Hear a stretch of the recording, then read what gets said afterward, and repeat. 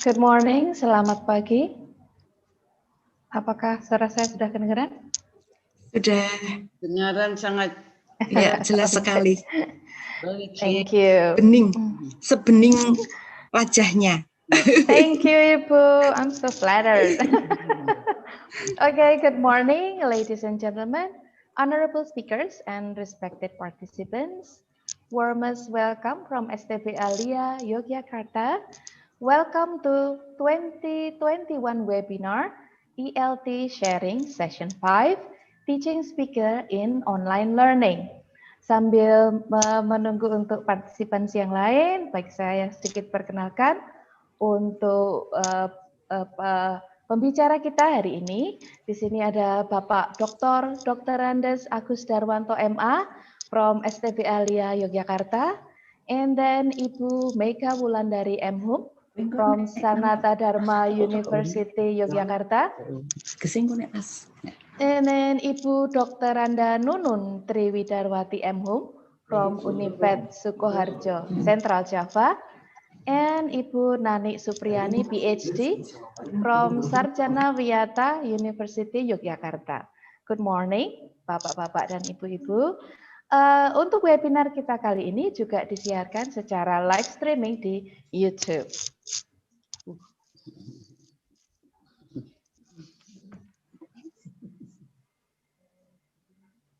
Saat ini sudah ada 52 peserta yang bergabung dengan kita. Peserta seminar kali ini yang mendaftar ada 406 peserta, baik dari seluruh kota-kota di wilayah Indonesia, dan juga ada yang dari luar negeri. Tadi sudah sempat sedikit saya sebutkan, dari luar negeri ada dari New Zealand and Egypt.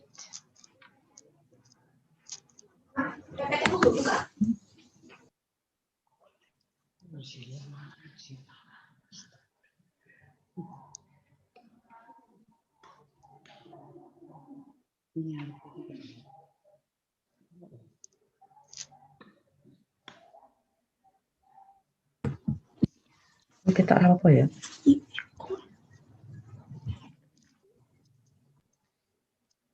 And hello to all participants. Please kindly wait. Our webinar will be starting soon. Thank you very much.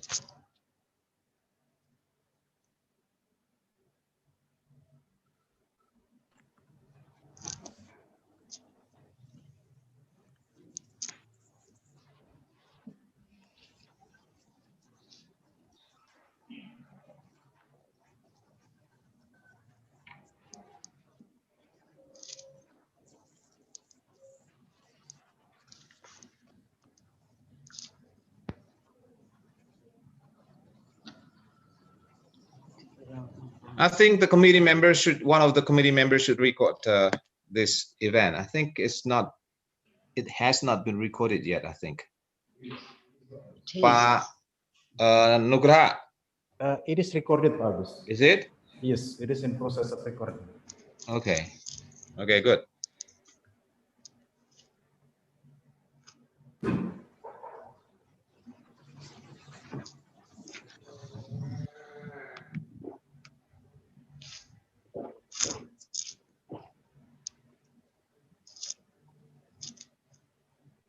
So I already opened the, what is it? The waiting room, yeah? I disabled the waiting room so everybody can just go in. Pak Nuk. Okay. I already admitted all. Yeah, but I think you admitted manually. I just opened the what is it? The waiting room. Okay, I will also monitor the waiting room.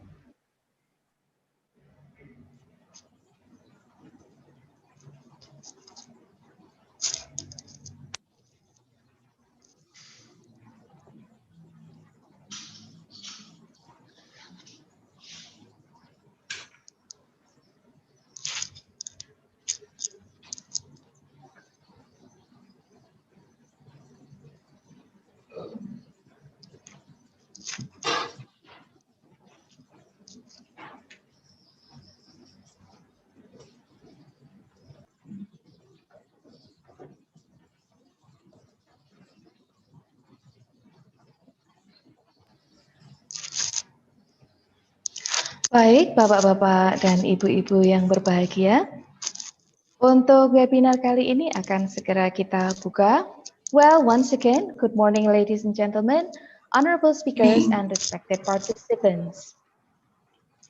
Welcome to 2021 webinar ELT sharing session 5, Teaching Speaking in Online Learning.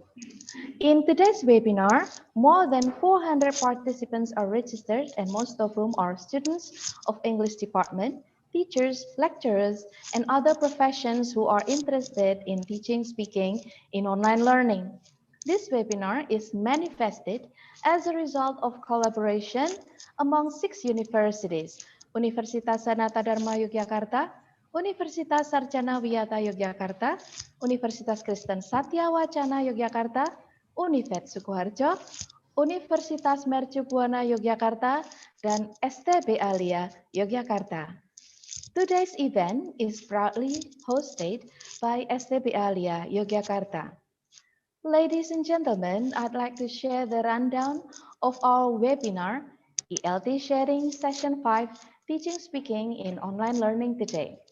The first one is opening, and then the second is presentation from 4 speakers, Bapak Dr. Andes Agus Darwanto MA from STB Alia Yogyakarta, Ibu Mega Wulandari M.Hum from Sanata Dharma University Yogyakarta, Ibu Dr. Anda Nunun Triwidarwati M.Hum from Univet Sukoharjo, and Ibu Nani Supriyani PhD from Sarjana Wiyata University, Yogyakarta. And after the presentation from each speakers will be continued by question and answer sessions. The third one will be the closing, and then the fourth will be announcement. Ladies and gentlemen, for our main agenda today, Bapak Yose Rianugraha, SPD M.Hum, will be our moderator. Ladies and gentlemen, good morning and enjoy the webinar series today.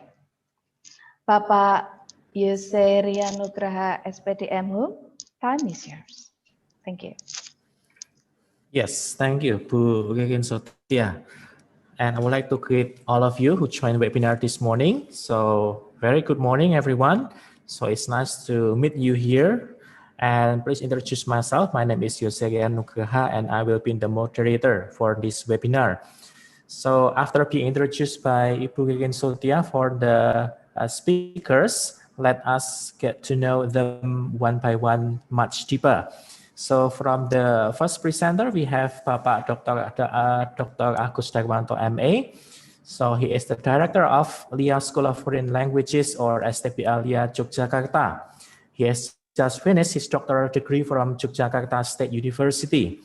And he has lots of remarkable achievements like becoming the winner of St. Cloud State University 2003, Distinguished Master's Thesis Award, teaching English to multinationals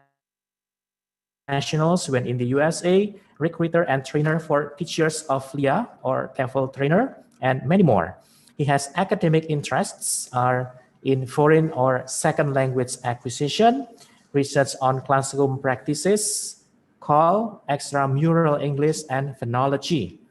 He has become the presenter in LIA International Conferences, TEFL Asia, and Scopus publication.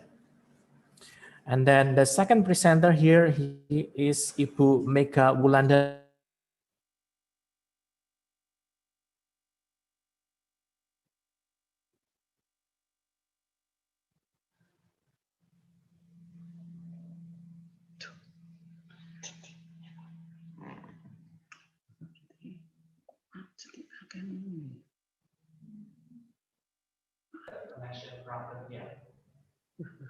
She obtained both her bachelor's and master's degree from English Department of Sanata Dharma University. Her research interests include technology enhanced language learning, language teaching media, contextual learning.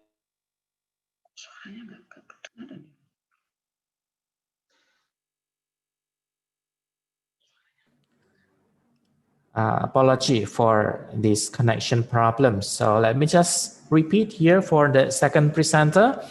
We have Ibu Mega Wulandari. She is a faculty member of the English Language Education Study Program, Sanata Dharma University, Yogyakarta, Indonesia. She obtained both her bachelor's and master's degree from English Department of Sanata Dharma University. Her research interests include technology-enhanced language learning, language teaching media, contextual learning, and material design.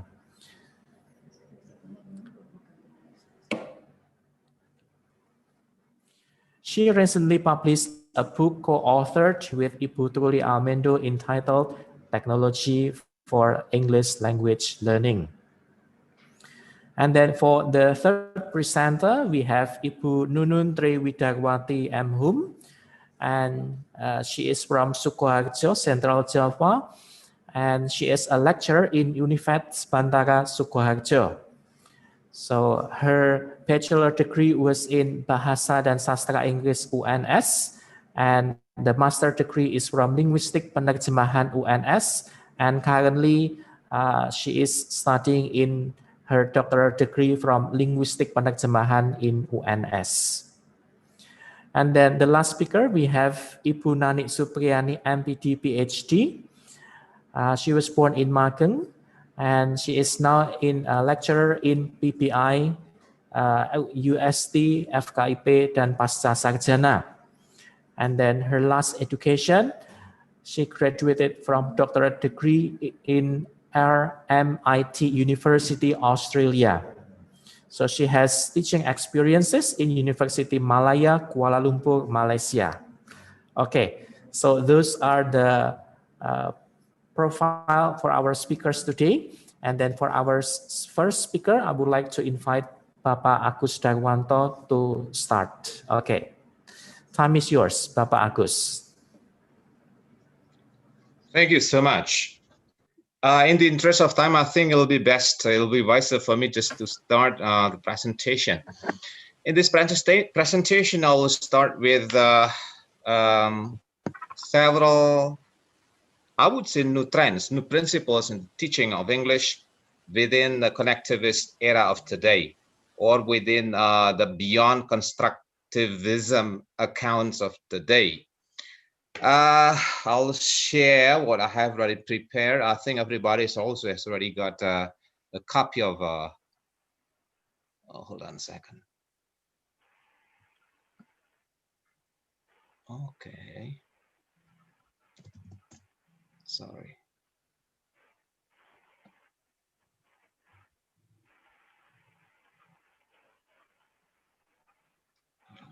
Hold on just a second. Actually, try to open it. There you go.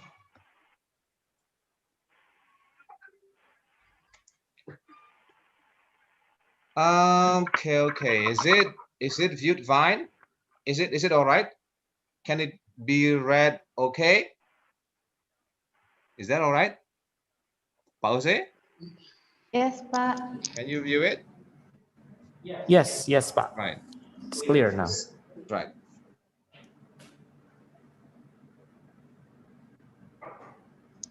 Hold a second.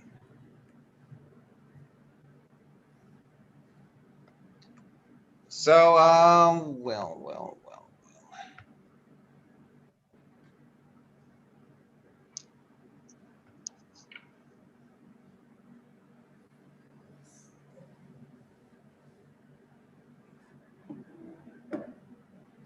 Okay.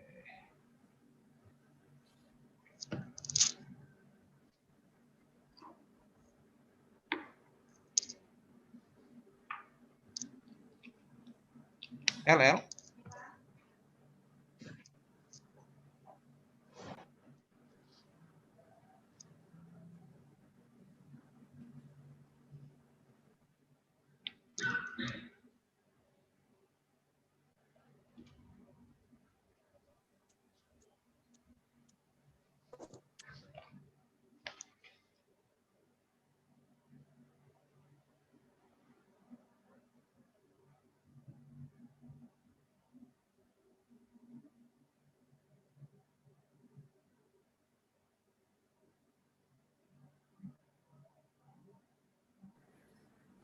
Yeah, let's There is a technical problem. Hold on. Gus. Hold a second. Okay. Yeah. Okay.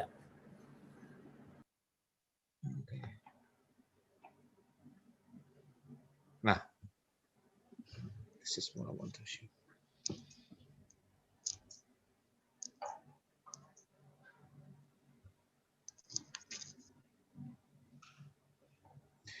All right. I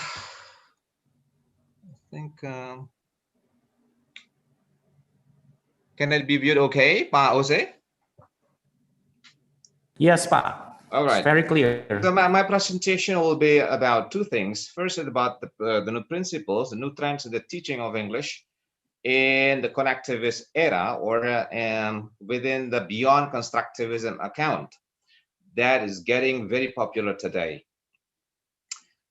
You might want to look at the background of caption that I presented here. There are terms that are quite familiar today, like the Industrial Revolution, Education 4.0, and those kind of stuff. Something that deals with technology, especially online technology. To be more specific, it's about connectivism or connectivism.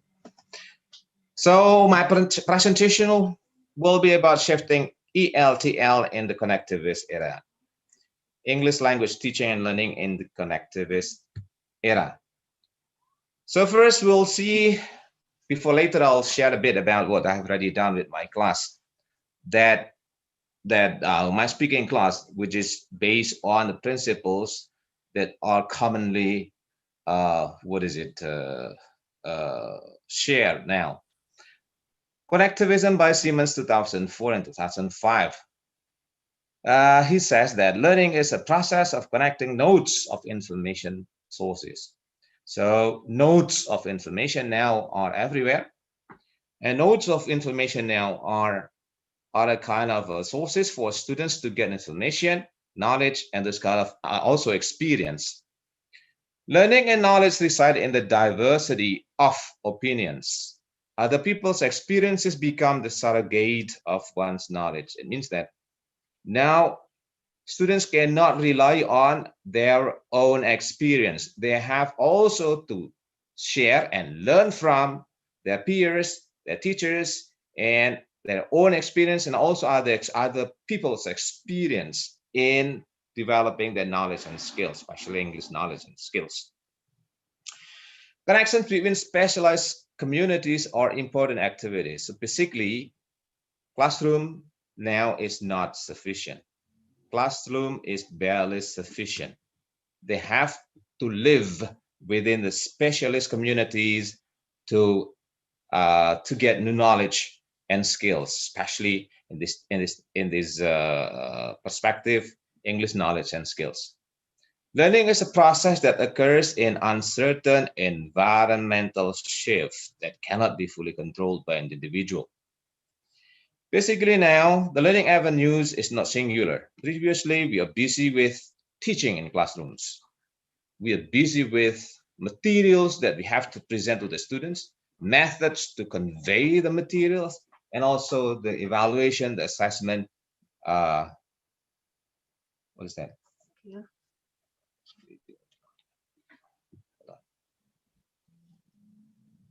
Video, okay. Hold on. I have to, oh, this one, okay. Thank you. Thank you. So now you can see my face, can you? Learning is a process that occurs in a certain environmental shift. Now the environments of learning are various. Learning avenues are various. Learners cannot rely on the classrooms. They can get all information not only from classrooms. The classroom is necessary, but it's never sufficient. Hold on. Learning and knowledge reside in the diversity of opinions. So other people's opinions is important. So what is it? They suggested that learning should accommodate what their peers think about their knowledge and skills. This way, students can learn from peers.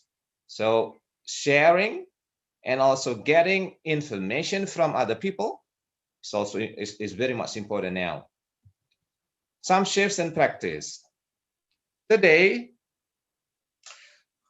teaching and learning, English teaching and learning is shifting from teacher to learner-centeredness. Previously, teachers decided what would work best for the students, determined the design of the learning environment and the nature of activities, and the teacher is the primary source of knowledge. And today, it's been shifting to other modes of learning. It's no longer, singular. I mean, the avenues, the source of knowledge is no longer singular. It can be from any nodes of sources, from other people's, from teachers, from their peers, also from engines, learning engines. Now we'll go ahead now. The second shift deals with that testing is now shifting to performing. So testing is secondary now. More important is that teachers have to construct a design of interaction that incorporates their learning artifacts so that they can interact, can evaluate, can interact with one another through their learning artifacts. So now e-portfolio learning is getting central. E-portfolio is getting central. Testing is now very much secondary. Next, before, learners' achievements were measured against their ability to produce or to reproduce the subject content. So they reproduce their English, what they have already got in class. In other words, how well they could memorize and reproduce the content that the teacher transferred to them is very much central, is extremely central. And our achievement is measured against the productive contribution a learner can make instead of what the learner can reproduce. The ability to identify, analyze, synthesize, and evaluate connections and patterns is getting central. So identification, analysis, synthesis, and evaluation of connections and patterns now is getting very much central. It's no longer like what I've been doing so far. I did before, like teaching in class and assess them based on what we have already presented in class. That is important, but it's barely sufficient. Next, the next shift deals from teaching now, from teaching center to learning centeredness. Education was planned previously. Education was planned and executed from the perspective of teacher based on the best teaching methods to transfer knowledge. The focus was on how to teach. And now in the new paradigm, education activities are planned and executed from a learning perspective. Learning is more central than teaching. The emphasis is now on the learning activity and learning process of the learner. It is about learning optimization of students' learning efforts. That was the previous practices. You might want to look at how teaching occurred in the previous era, and now we have teaching and we have coaching. We have teaching and we have mentoring. Previously, purely it was teaching, and now it's moving to coaching and mentoring. What are they? You might want to explore from the PowerPoint that I've already shared with you all. Something like this: teacher is a subject matter and delivery expert. And now knowledge gained from experience, self and others. Focus on learners, now focus on learners, learning process and learning context. Previously, teacher is very much central, classroom is very much central, and classroom interaction is basically serves as the core activities of the students. Now, the next shift, I would say learning requires more abilities. Previously, to know what and to know how were central. Now, to know where they can access information is more central. Skills to contribute meaningfully to knowledge production process are important.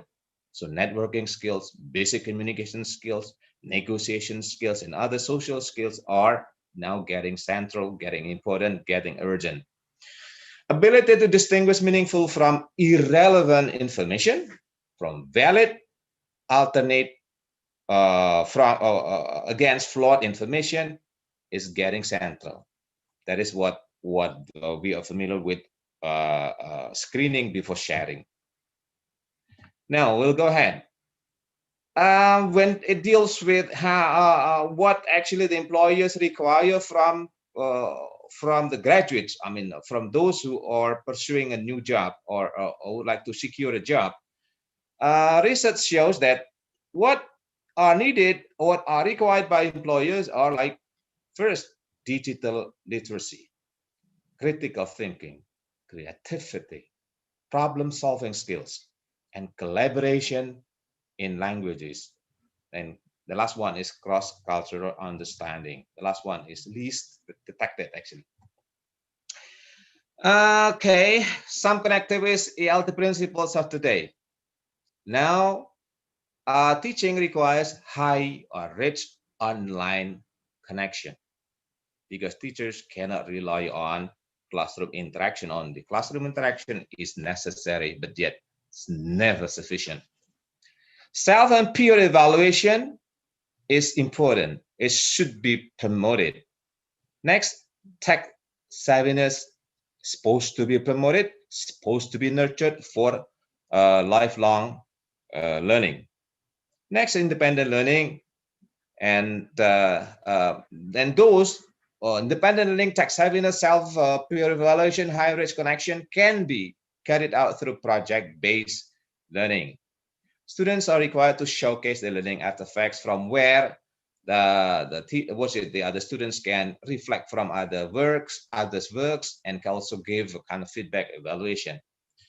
And next, individualized learning. Today, learning is getting more individualized. So attention to each individual learner is getting central now. It cannot be, it can no longer be focusing only on the classroom, platform. What I mean, the whole classroom interaction.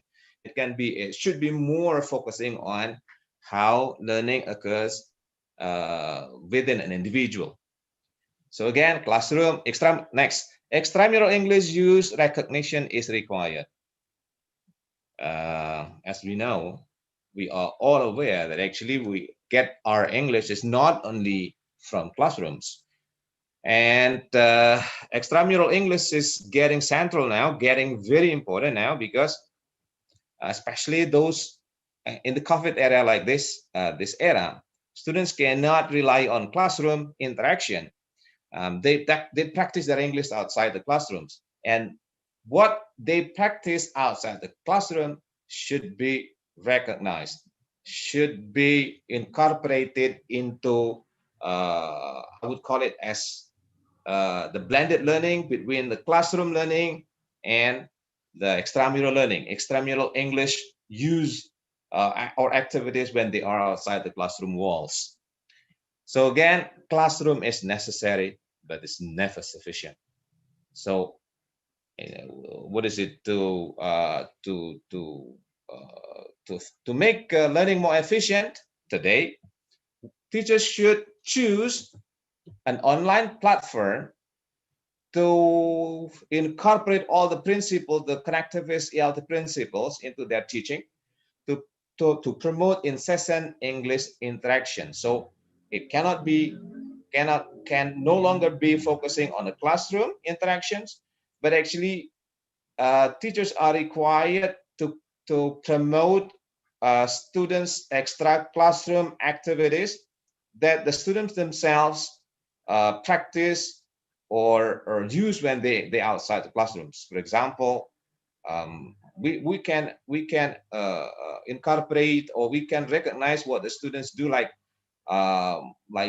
storytelling creation, for example, or even singing, or lyric writing, or song song lyric writing, and this kind of stuff into part of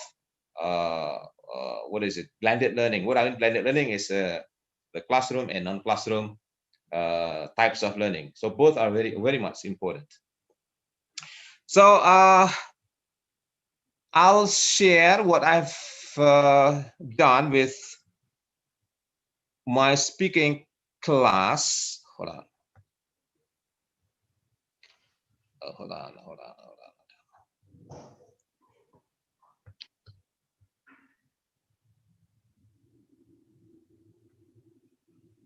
Why is it gone?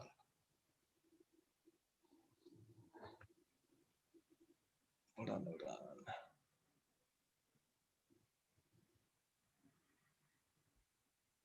I think I need to share this.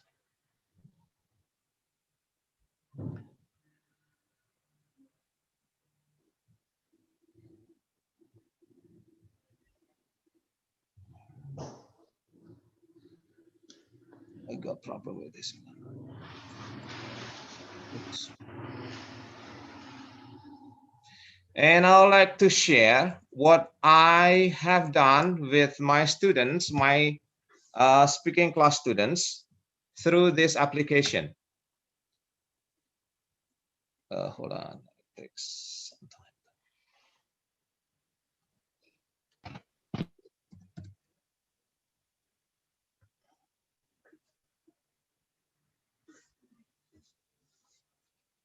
This is part of students' activities, or I call it as students' extramural English activities that they submit to the system and they showcase with their classmates, with their peers, and they can get kind of feedback or evaluation from their peers.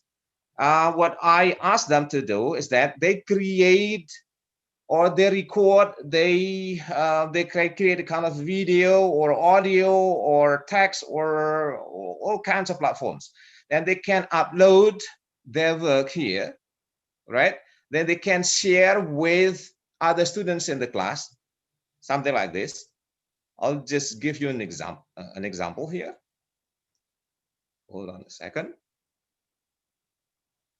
Through this application, students can view other students' works, and each student is required mandatorily to give feedback to their friend's work.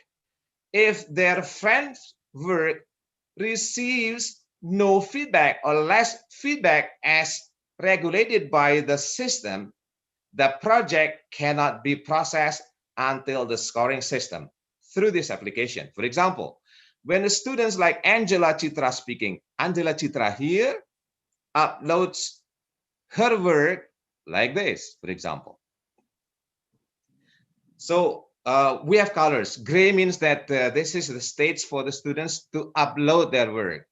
When their work has already been uploaded there, then the lecturer has to give evaluation, have to give a kind of validation whether their upload is acceptable or not. So for example, this student has already uploaded a video. Then this video has been uploaded in the gray area. Then the gray area means that it requires the teacher or the lecturer to give validation, right? Then here, for example, Angela has already uploaded her work, and this is the narration, all right, something like this. So my name is Angela, and so on and so forth. Hope not chilly for the guys want to play game with me. Hey, whatever. Let's just play a bit here. This is the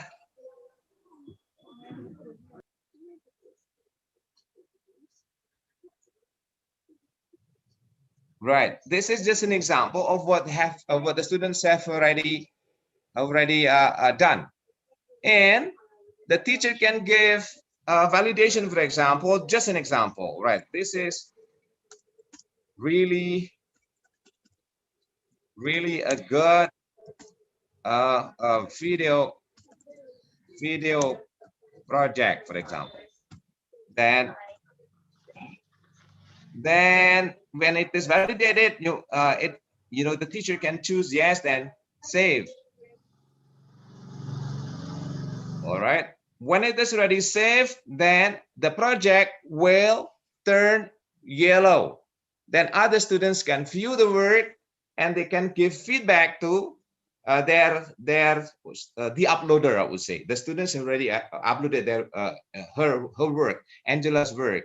So you might want to look at the yellow color here. Yellow color here indicates that the project requires peer evaluation. So this is the place for the peer to write peer evaluation. When the peer evaluation of the project, the video project, the speaking project here is done, so it requires 10 commenters, 10 other students to give feedback. If it is less than 10, then the project cannot go to the next step. The next step will be, there are actually 7 other steps until the project receives this, hold a second. I go to the dashboard again. Receives scoring until the project receives scoring. So there are 9 different steps actually. And the 9 different steps requires rich interaction among the students themselves. So after read, then the students can give feedback to their friends' work. And after that, the teacher or the lecturer can give also further evaluation of feedback. If the teacher doesn't give or the lecturer doesn't give feedback here, the project cannot move to the transcript here, and so on and so forth until the black artifact, which is actually the scoring stage. And here, students can print in the students interface. Students can see that they can view the transcript and print the transcript, can view the certificate of the completion of the project, and also can print also the certificate of completion of the project. So this is what I have done with my students. In this case, students can make kind of rich interaction anytime, any place, right? When they are not quite spirited in giving kind of feedback, they can just delay giving a feedback until they high mood, they are highly spirited to give feedback. So they are free to give feedback anytime, anywhere. They are also free to upload their project anytime, any place, right? And this kind of application, dictates the level of richness of interaction and collaboration among the students. And this is the reflection of some of the principles of the connectivist teaching and learning of today. I'll show you a bit about, hold on, okay.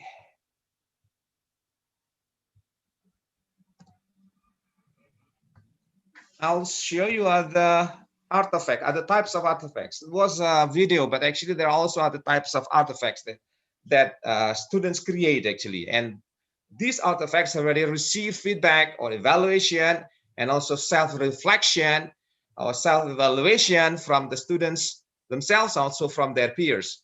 I'll show you some other artifacts. For example, here, hold a second. I'll show you audio. There are several or many actually audio artifacts that students have already uploaded. They recorded their project and uploaded to the system, and the project received feedback from their peers, and so on and so forth. This is some of the examples of the audio project that the students have already uploaded. And they can also upload articles, videos, and also images. Then these are the example of transcript and certificate of completion. So students can print the transcript and the certificate of completion after they are through with all the required number of interaction, required number of project uploaded. So just an example. I'll show you, for example. Here, for example, we'll see whether Ahmad Abdul Mufid has already completed his work or his project or not. And the system can view how far the students have already accomplished their interactive learning, I would say. Their independent learning, yet interactive learning. In this case, required for Abdul Muhid here, he has already collected 6. We will see whether it is printable or not. Now here the what is it, the transcript of completion, and so on and so forth. Same thing also with the certificate of completion. They can also view and print the certificate of completion when they have already what is it, they have already completed their work. Actually, this is Pak Jose's listening to, I think, Pak Jose's class. Yes, that's I think right. that's it from me. I think I'll stop sharing. This is what I've already done with my students using the application, the pcsystem.web.id. If there are questions, you might want to note it. You might want to note some questions. You might want to raise questions afterwards, I would say. Thank you very much and adios. Thank you. Yeah, thank you very much, Bapak Agus Dragwanto, for the sharing. So from him, we know that some shifts in language learning. The first one is shifting from teacher to student-centered, and then the use of e-portfolio from surface to deep learning, and also teaching to coaching and mentoring. Okay, so I guess I have announced in the chat menu that if you have any questions or probably opinion or discussion, so you can keep this first, because we are going to go through all the presentations, and then right after that, after all the presenters finished, later we will have the question and answer session. Okay, so thank you once again, Bapak Agus Dragwanto, and then we will go to the second presenter. I guess Bu Mika Wulandari is very eager to present her finding here. Okay, Bu Mika, time is yours, please. All right, so thank you very much, Pak Yose, for the time. Okay, so everybody, can you hear my voice clearly? Yes, very clear, right. Bu Mika. Yes. Okay, thank you so much. So I would like to share my screen so that everyone can see my slide. Okay, can you see my slide, Pak Yose? Yes, it's crystal clear, Bu Mika. All right.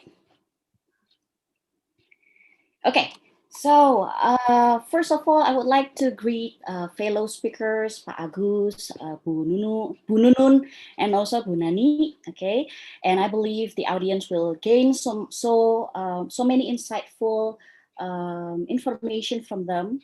And in my talk today, it's more practical and also a little bit comical. Okay, not really theoretical. Okay, I hope that by listening from this presentation, everyone can apply that in your classroom for the upcoming semester. So a little bit about me. Here, the place where I work, Sanata Dharma University. So if you happen to be in Gejayan Street, don't forget to stop by, okay, and see me. But after the pandemic is over, yeah. And then because of the pandemic, actually the pandemic teach us that nature has demonstrated its awesome power as the ultimate agent of disruption. So everything is transformed into online format, including the education, including the teaching and learning activities. We need to think and find ideas to conduct the class effectively for remote learning. And then, so in a nutshell, teaching in 2020 is illustrated like this. So when semester begins, or in the beginning of the year, you might see that everything is well planned, everything is perfect. That was around January or February. But then after we were told to plan for possible remote teaching, that was around March, it becomes like this. It went from perfect to something simple, something more simple. And then the actual planning goes like this. Does it happen to you? So it definitely happened to me in 2020. So I'm afraid that its foreleg will not bear any weight, yeah. So from this experience, what we need in 2021 is a better preparation. We need to have good solid planning plus effective learning design that will result in successful learning experience for students. That was the most important thing, learning experience for students. So Henry Ford says that if we fail to prepare, it means that we prepare to fail. So in this presentation, I would like to discuss several things to prepare what we are going to do with our speaking class. So first of all, I would like to discuss speaking proficiency and then level of proficiency, and then some ideas to use technology in speaking lesson. Next, what is speaking proficiency? So Noonan in 1999 said that speaking is defined as a way to verbally communicate for interpersonal and transactional purposes. In simple words, speaking proficiency can be defined as the ability to use language orally for a variety of communicative purposes. Goh and Burns in 2012 point out 4 core categories of speaking skills. They are pronunciation, for example, pronouncing vowels and consonants clearly, or using different intonation patterns. The second one is performing speech act, for example, knowing how to make requests or knowing how to give opinions. And then the third one is managing interaction, for example, like turn taking in a conversation and clarifying meaning. And then the last core strategy is being able to structure discourse for different communicative purposes. Right. And in our book, this book was written by me and my colleague, Ms. Truli Almendo Pasaribu. We point out 3 types of speaking performances. The first one is imitative. The second one is interactive. The third one is extensive. What is imitative? So in this stage, students practice how sounds are pronounced using the right intonation. So they will repeat what they hear. So it's a very basic level of speaking lesson. And then the next one is interactive, the ability to give replies to questions or comments in meaningful setting. So in the next stage, after they are able to pronounce word correctly, and then the next step, they will be able to reply to questions or comment. And then the last one is extensive. In this advanced stage, students is expected to be able to produce longer monologue, such as speeches, presentations, and storytelling. Okay, so these are the three steps of how students can develop their speaking skill. How do we measure proficiency? So maybe you are familiar with this framework. It is called CEFR, or the Common European Framework of Reference. Okay, so there are 6 levels. A1 as starter, it's very basic user. And then A2 elementary, B1 intermediate level, B2 upper intermediate, C1 expert, and C2 mastery. So as an English teacher, we are actually expected to be able to have C1 level for the minimum to be able to teach English to our students. Okay, now I'm going to give you each of the level here has descriptor to to identify the language ability of each person. So if, for example, I have this criteria, I can use language in a simple way to describe experiences and events, my hopes and ambitions. I can briefly give reasons for opinion and plans. I can tell a story and describe my reaction in a simple way. So what do you think the CEFR level is? Can you write down on a comment box or in a chat box? What do you think is the level of proficiency for this student that I described? Maybe Pak Yose, what do you think it is? Basic user or independent user, probably. Okay, between basic user or independent user. Okay. Okay, what about Bu Nani? I think you would like to say something? B. It's B. It's B1 or B2? Or maybe B2. B2, okay.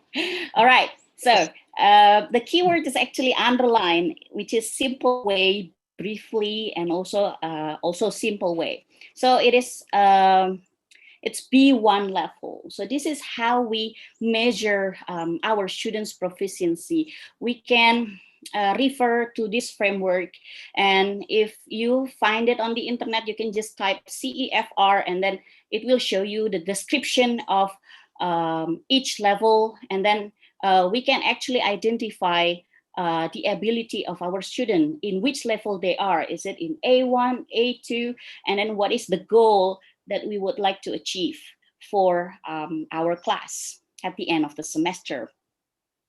All right, so that was one of the level. Now, just like what I said before in the beginning of the presentation, I would like to share some ideas to use technology for developing speaking proficiency. So even though I actually study on the use of technology, but I believe in this thing, that learning first, technology second. So the most important thing is still the learning, not the technology. Just because you put stuff online doesn't mean that they are actually learning. So we need to think about how, we need to think about strategies on how to make our students get a very good learning experience from the technology that we use, because transformation can be done by using the technology and human creativity. So I propose 3 ideas for speaking lesson. The first one is spin and tell. The second one is open the box, and the third one is InstaVlog. What are they? So let's discuss it one by one. But first of all, I would like to say the 3 things that you need to have while for doing those 3 ideas, those 3 activities. The first one is virtual meeting platform like Zoom or Google Meet. Yeah. So speaking is a little bit different with other skills. You cannot improve your students' speaking skill only by asking them to write something on the LMS, right? You cannot improve your students' speaking skill only by asking the students to do exercise. Of course not. So you actually need to have a virtual meeting platform, just like what we are having now, like Zoom or maybe Google Meet, to actually practice them to speak and finally improve their oral proficiency. That's the first one that you need to have. The second one is wordwall.net. Wordwall.net. It's a free site that provides some online activities for free, even though only for 5 first activities. And then after that, if you want to create new activities, you can actually create new account using new email. Okay. All right. So it's free, but premium. So it's called freemium. Yeah. Freemium. All right. So the second one is, the third one is Instagram. Okay. So these are the 3 things that you need to have to do the 3 activities that I would like to explain after this. So first of all is spin and tell. So put students in a group of 5. So I can do it with the whole class. So I think it's gonna be more effective if I monitor my students in a small group. So I put students in a group of 5. So let's say if I have 30 students in my class, then I would have 6 groups in my class. And then after that, we can have a virtual meeting using Google Meet or Zoom. And then after that, I provide some question on a spinning wheel generated by using word wall. Don't worry, I will show you how it looks like after this slide, okay? And then while you are having a virtual meeting, share your screen to show the word wall page. Spin the wheel and ask them to share their answer with their group. This is how the spinning wheel looks like. Okay. Like that. So what was your favorite part of the story? So you can actually have various questions in the spinning wheel, and then while having the virtual meeting like this. And then after that, when the question came up, ask the students, one of the students, to share their answer to the classmates or to the group mates, okay? And then after that, they can comment on each other on their speaking performance. So that was the first one. And then the second one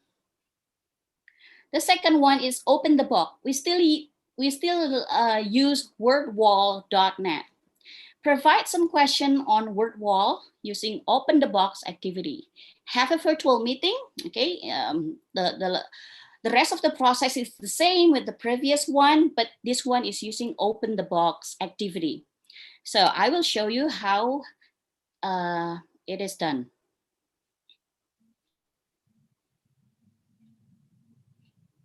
Yeah, so you can have one question in each box and ask students to answer the question, right?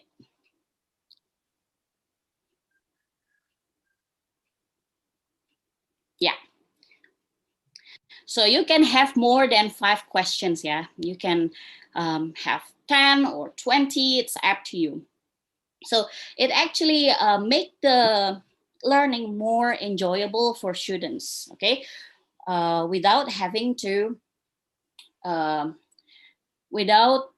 making them more burdened because of the online learning, okay? And then the next one is InstaVlog. So you can use Instagram because Instagram is very popular among our students. I think it's #1 application that should exist in our students' mobile phone. So we don't need to teach them how to use it because they are able to do it independently. So probably if they were asked to share a video on their account, they will feel ashamed, okay? So the idea is to make a class account, one class account with one username and password that is shared to the whole member of the class. So all the videos that they have already created is later uploaded on that account. And ask each student to record a 1-minute video on a certain topic. Assign them to upload the video on the class IG account and have them comment on each other to gain peer feedback, okay? So basically, it's almost the same with what Pak Agus has already explained to us, but the application is a little bit different. We use Instagram because this application is already popular among our students. And then, so this is how it looks like, okay? So they upload their videos and then everyone can see each other and then comment on each other. They can have a discussion after this. So instead of banning the students from using social media, it's better to find ideas on how to add pedagogical value of the apps, okay? So social media is actually not toxic. That's what I always say to my students. Social media is not toxic. Your lack of self-control is. So we teach them that social media can actually have pedagogical value. So they can have they can build connection through synchronous communication and asynchronous communication. Synchronous communication can be done using a direct message. encourage them to use English all the time they discuss about their video. Or they can also use comment feature to build asynchronous communication. And then a study on Instagram vlog has been conducted in 2019, and it's already published in LLT journal, so you can access the journal, the journal article actually. So it results in these three things. The first one is Instagram vlog results in enhancing fluency. In order to be able to produce 1 minute video, they need to organize their thoughts in such a manner that their ideas could be clearly communicated to viewers. So if it is more than 1 minute, they need to reshoot the videos. And I think that's a good repetition. In the past, the teacher should drill the students so that the students can have a good proficiency. But in this modern era, they can actually drill themselves by using video recording like this. And then the second result is acquiring vocabulary items. So sometimes they got stuck when trying to express their ideas, and then they know that it will be watched by other people, and then they will feel ashamed if they're probably use wrong word. So they will stop and then look up for unfamiliar word in the dictionary. Then they will reshoot the video. So again, that's a very meaningful repetition. I believe it will boost their oral proficiency. And then the last one is boosting self-confidence and motivation. So they can have sense of achievement and audience. So by sense of achievement here is like comparing between their video and the other video. Okay, the other video doesn't always mean other friends' video, but they can also compare with their own video on the previous task, and then they can compare, oh, this is how I achieved, this is the progress that I have already made so far. So they can have like a kind of portfolio from the beginning of the semester until the end of the semester in one Instagram account. And then they can also have the sense of audience. They realize that, oh, my video will be watched by other people, so I think it should be perfect. Just like me here, before I have my presentation, I practice myself. Because I realize that it will be watched by other people, then I will ashamed if I didn't put my best effort in doing the presentation. So it's also, we can also practice, we can also give them to do that kind of practice by their own. So before I close my presentation, I would like to give you this very good quotation. Technology will never replace great teachers. Yeah, I still believe in the power of great teachers, but in the hands of great teachers, it's transformational. So I'm logging off. Thank you so much. Oh, for more info on technology for English language learning, it's available in this book. And thank you very much. That was, I think that was my presentation. You can ask me a question. And this is my short data. Okay, you can also shoot me an email if you would like to have a further discussion on technology. Thank you so much. Thank you, Pak Yose. Yes, okay. Thank you so much, Bu Mega, for the tips and also the insights for us here. Because I'm also teaching speaking, so I get some new knowledge from you. So maybe later we can consult one another, yeah, Bu Mega? Oh, yeah, sure, Pak Yose. Okay, so what interests me is that you're saying to say that the use of social media is not toxic, but it's the way how the students can control it. Okay. Mm-hmm. So we get also some information about CEFR. Mm-hmm. CEFR, yeah, as the indicator, yeah, in speaking ability. And also sometimes as a teacher, we need to have like plan A and plan B, like the drawing that you presented earlier. Okay, right. So thank you so much, Bhumika. And then it's already 11 now. So I would like to invite the third speaker. That will be Bu Nunun Tri Widawati. Yes. Okay, so Bu Nunun, you can start the presentation now. Please, time is yours.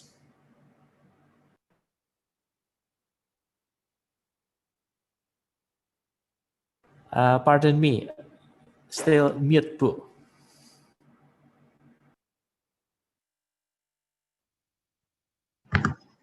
Okay. Good morning. Thank you very much for giving me the time to share my knowledge.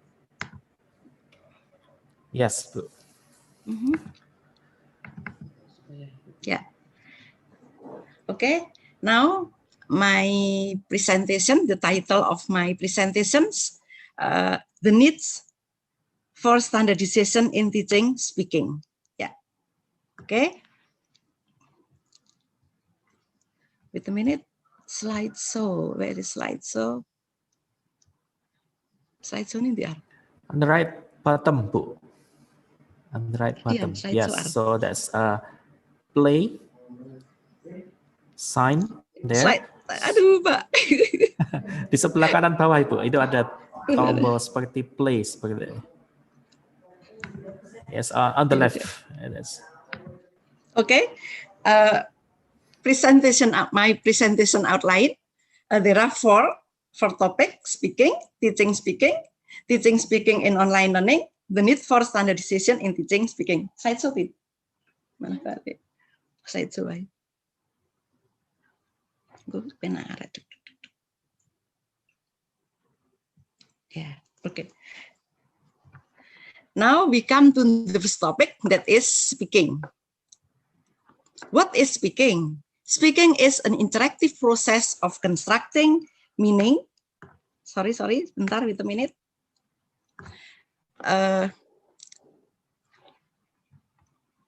Speaking is an interactive process of constructing meaning that involves producing and receiving and processing information. Its form and meaning are dependent on the context in which it occurs, including the participants themselves, their collective experiences, the physical environment, and the purposes for speaking. It is often spontaneous, open-ended, and involving. Element of speaking. If students want to be able to speak fluently in English, they need to be able to pronounce phoneme correctly, use appropriate stress and innovation pattern, and speak in connected speech. They will have to be able to speak in a range of different genre and situations, and they will have to be able to use a range of conversational repair strategies. They will need to be able to survive in typical functional exchange. Now, micro skill of oral communication. Number one, produce chunks of language of different length. Second, orally produce differences among the English phoneme and allophonic variant. Number three, produce English stress pattern and intonational contour. Number four, produce reduced form of words and phrases. Number five, use an adequate number of lexical unit words to accomplish pragmatic purposes. Number six, produce fluent speech at different rates of delivery. Number seven, monitor your own oral production and use various strategic devices, pauses, filler, self-correction, backtracking to enhance the clarity of the message. Use grammatical word classes, noun, verb, adverb, adjective, system, tenses, agreement, pluralism, and then word order. Number nine, produce speech in natural constituent in appropriate phrases, pause group, breath group, and sentences. Number 10, express a particular meaning in different grammatical form. Micro skill of oral communication. Number one, use cohesive devices in spoken discourse. Number two, accomplish appropriately communicative function according to their context. Number three, use appropriate register, imbricature, pragmatic convention, and other sociolinguistic features. Number four, convey link and connection between event and communicate such relation as mean idea, supporting idea, new information, and generalization. Number 5, use facial features, kinetic, body language, and other nonverbal cues along with verbal language to convey meaning. 6, develop and use a battery of speaking strategies such as emphasizing keywords, providing a context for interpreting the meaning of words, and accurately assessing how well your interlocutor is understanding you. Type of spoken language. Type of oral language, there are two, monologue and dialogue. In planned monologue, for example, in a speech, yeah, it was to be planned. And in unplanned here, for example, in a meeting, and then we ask vice rector of academic affair, and then we ask to deliver a speech. Yeah, impromptu speak. Okay. Now dialogue, there are interpersonal and transactional. In interpersonal dialogue, for example, in chatting, in gossiping. And then in transactional, for example, in a bank, and then the customer and the cashier, or in the market, the seller and the buyer. Now we come to the teaching speaking, part B. Yeah. The meaning of teaching speaking.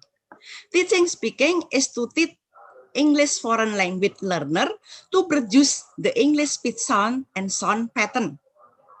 Use word and sentence stress, intonation pattern, and the rhythm of the second language.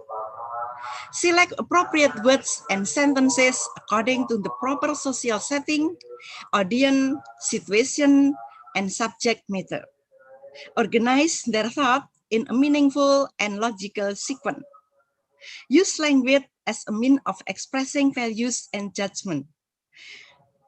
Use language quickly and confidently with few unnatural pauses, which is called as fluency. The aim of teaching speaking. The goal of teaching speaking to improve student communicative skill, because only in that way students can express themselves and learn how to follow the social and cultural rules appropriate in each communicative circumstance. Type of speaking performance, imitative. Yeah. As Mrs. Mega told, that in imitative here we give the drilling.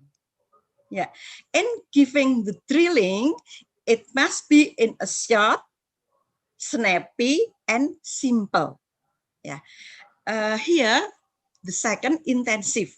Yeah, intensive here, in my experience, that I gave my student a passage, and then we gave some question. After that, the student must retell by using their own sentences based on the answer of the question.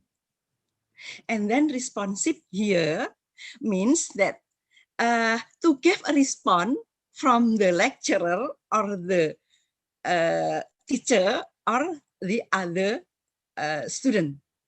And transactional here, in the classroom, speaking in the classroom, I gave a role play. Yeah, role play. For example,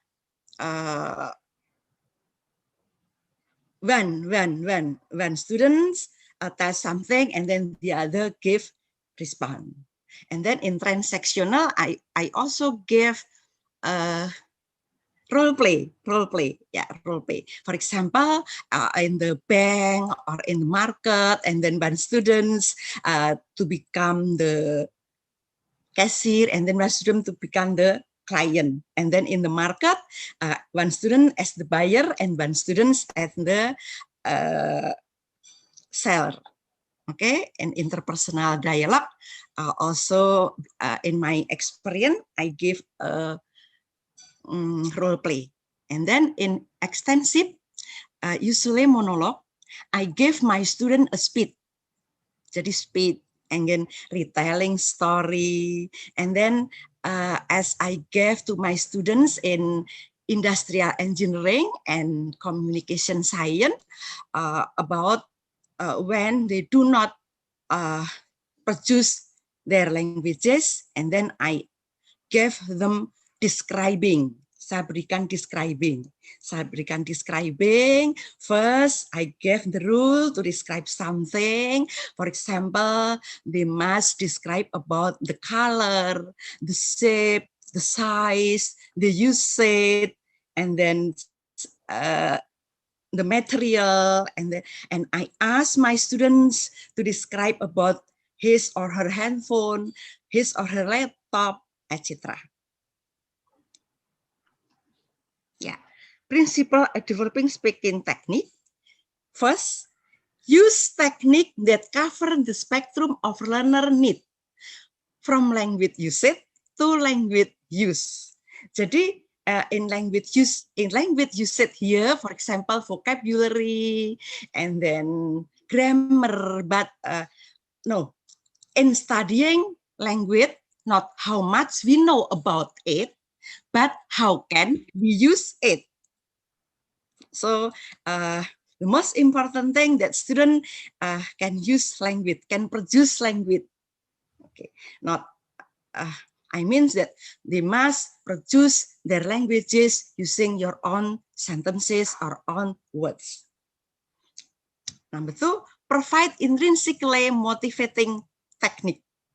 Okay, here when my students keep silent, only keep silent, stop, no produce anything, and then I ask my students till now I use Zoom meeting. So I ask my students to take, for example, a glass, and then a sachet of coffee, and then hot water, and then I ask to tell how to make a glass of hot coffee, for example, and then thank God that all my students can produce it well. Okay, third, encourage the use of authentic language in meaningful context. Yeah, authentic language here, a language that we use in everyday activity. Number four, provide appropriate feedback and correction. Yeah, okay, but be careful in provide feedback here. Don't, sorry, in my experience, when my students say something and then he or she makes mistake in pronunciation, I only keep silent, and then if they have finished, I taught them. Integrate speaking and listening. It is impossible that if we only speak, automatically we speak and listen. Okay, now number 6, give students opportunities to initiate oral communication. In teaching speaking, my experience, I always give a lot of opportunities to my students to speak a lot. I only speak in the beginning of the class in the Zoom meeting, and then I ask all my students to practice it, a lot. Okay, and then encourage the development of speaking strategies. Okay, technique for teaching speaking. In my experience that I do till now, I also get about talk show. Okay, but there are a lot of technique for teaching speaking. Yeah. Number 1, question and answer, improvisation, plays, reading, speeches, small group discussion, games, debate, group project, and field trip. But it is impossible that we do in the field trip because now COVID-19 pandemic, so I didn't do it about that. Yeah. In question and answers here, for example, I made a sentence. Yeah, in the Zoom meeting, maybe one student doesn't come. For example, Adam. Yeah, Adam doesn't join the Zoom meeting class because he is sick, for example. Now, I ask my students to ask some question based on the sentence. Based on the sentence. And each class, there are 24 students, and each student asks one question based on the sentence. Okay, and then improvisation. Place reading. In reading here, as I told you that I gave passage and then ask some question, and then I ask my students to retell it. And then speeches. Yeah, small group discussion, and then games, debate, group project, field trip. Teaching speaking online.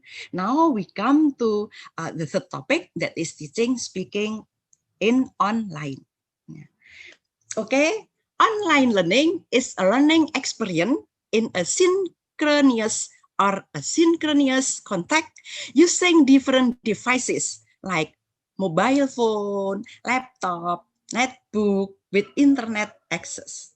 Synchronous learning is a face-to-face learning activity between the lecturer and student through an online media.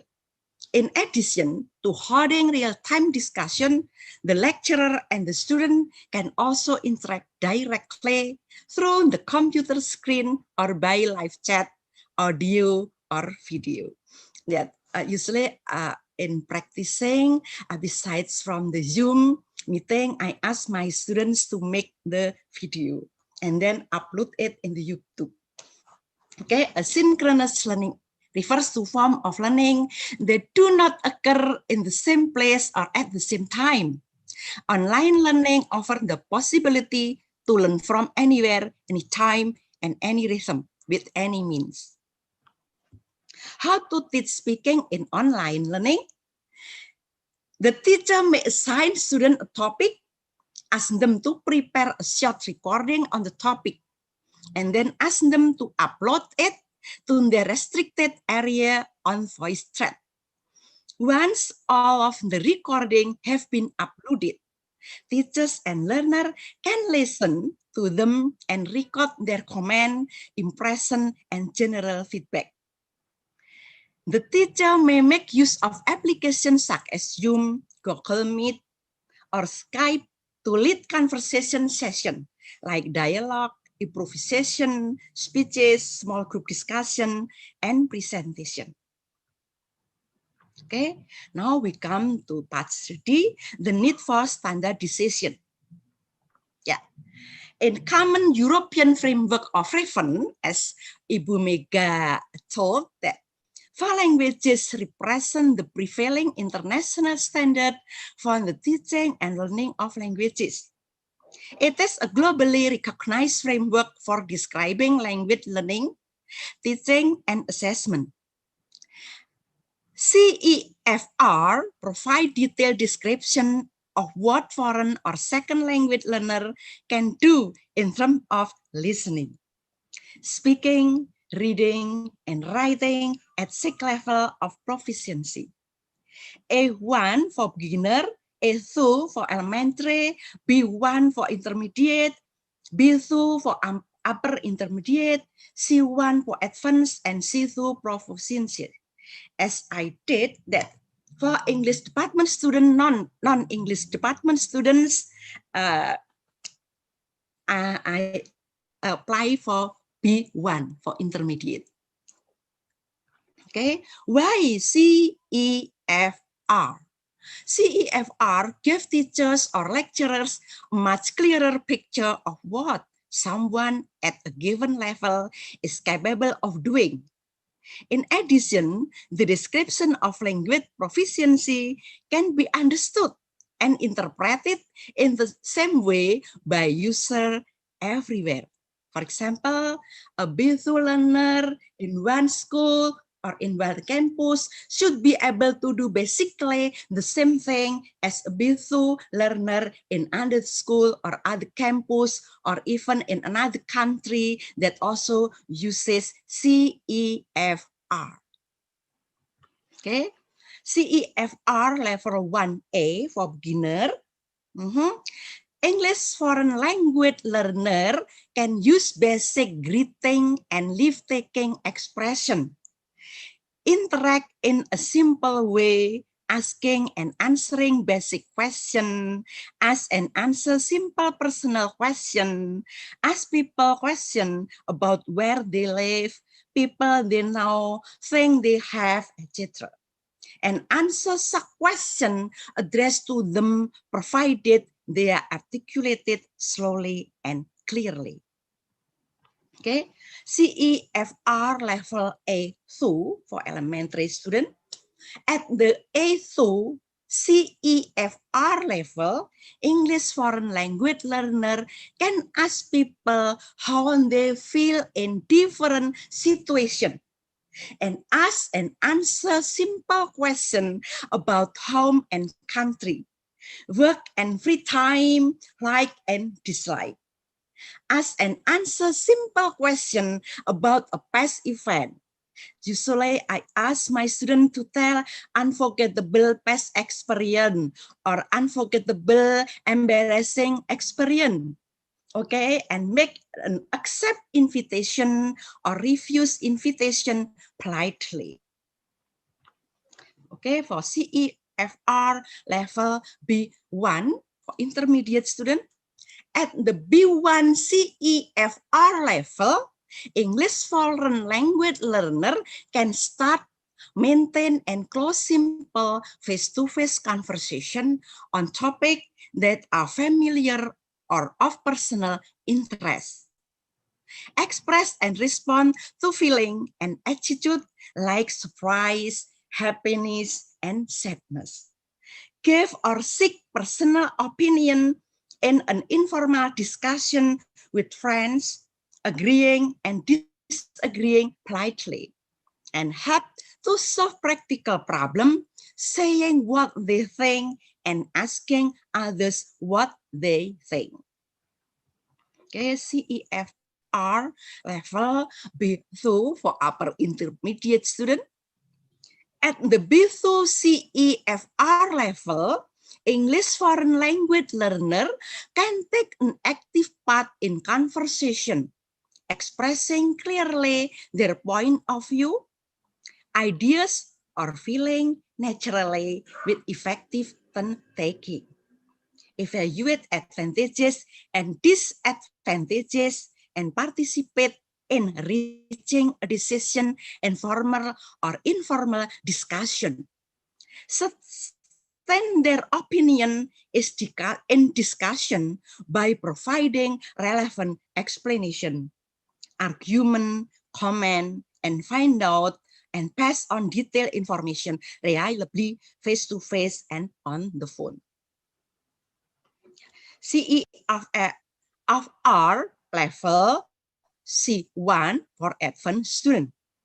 At the C1 CEFR level, English foreign language learners can express themselves fluently and appropriately, adapting a level of formality appropriate to their circumstances and their relationship to the person they are talking to.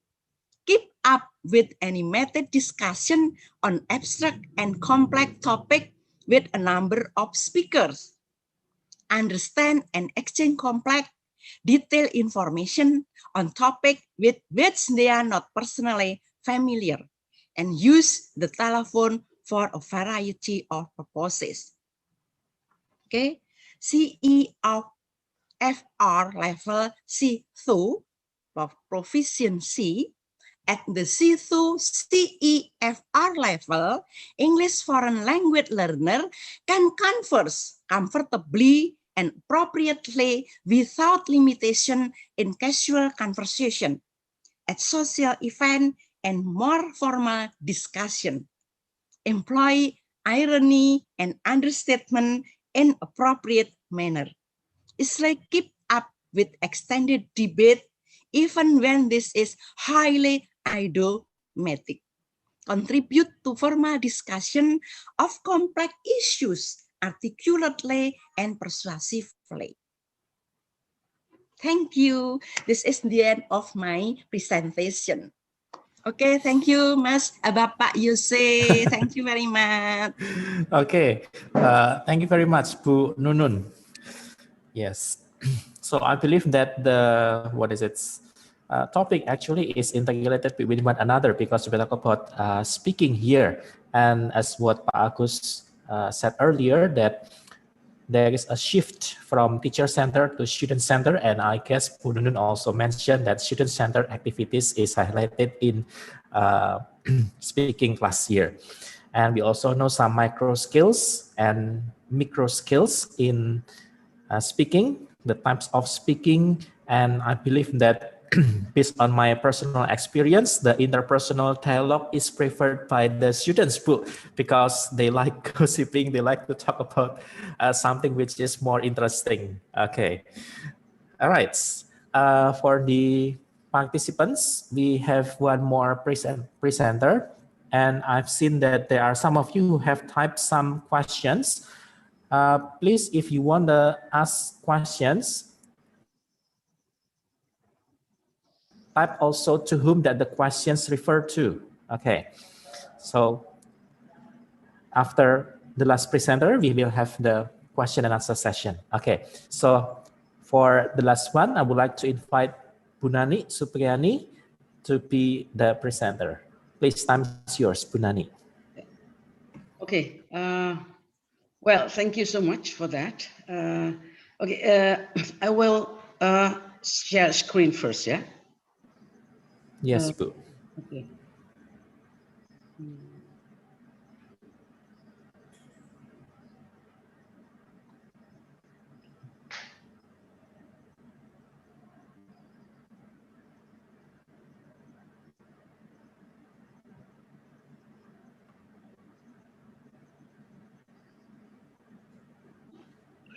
Baby more.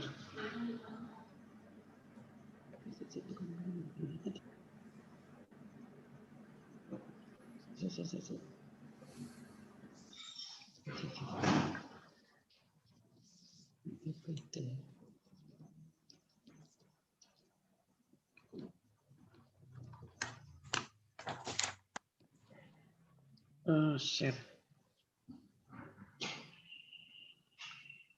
All right. Okay. So I listened to the three presenters. Well, I learned a lot of things from them. Yeah. For me, I'd like to give stress to those students. Maybe the one that I would like the presentation, my presentation is here for those who are still struggling with their English. All right. I'm sure that all of us realize and aware that many of our students are still struggling with English, and not all of them are very intelligent. So they still need guidance, strict guidance from the teachers.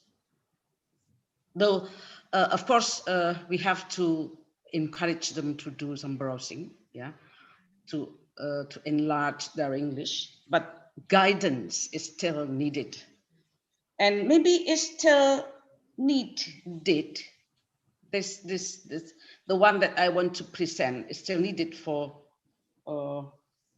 teachers who teach in high schools, elementary student, high schools, or maybe even to first semester students, university student. All right, okay. And it is still, and this is practical also, yeah? It is a practical, right? Okay.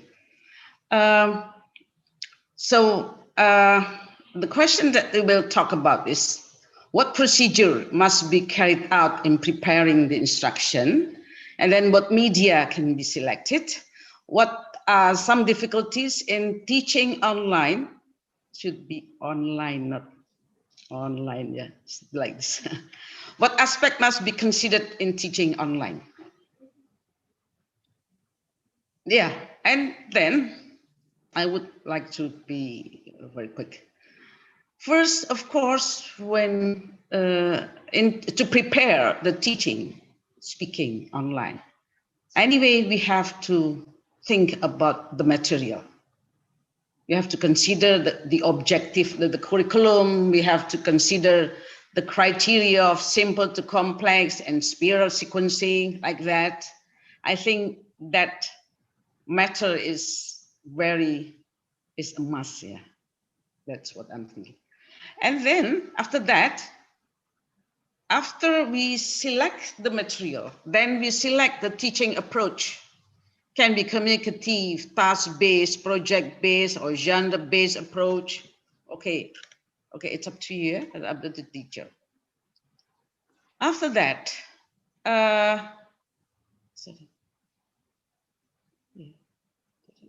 okay. At this time, I would like to show or to use as an example how to apply genre-based approach, which I believe is good, yeah, much better than the others.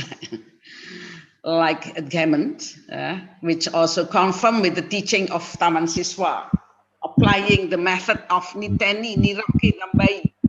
No, yeah, teaching of Taman Siswa. Okay, I think everyone knows that. I think many of you knows genre-based approach techniques. Yeah, genre-based approach, not technique. Yeah. First, in building knowledge of field. Yeah. At this time, the teacher convey knowledge about culture, topic, text type of language function, new language form. Yeah, and the students practice the language form. Yeah, in Taman Siswa, it is called Niteni, Niroki, and okay.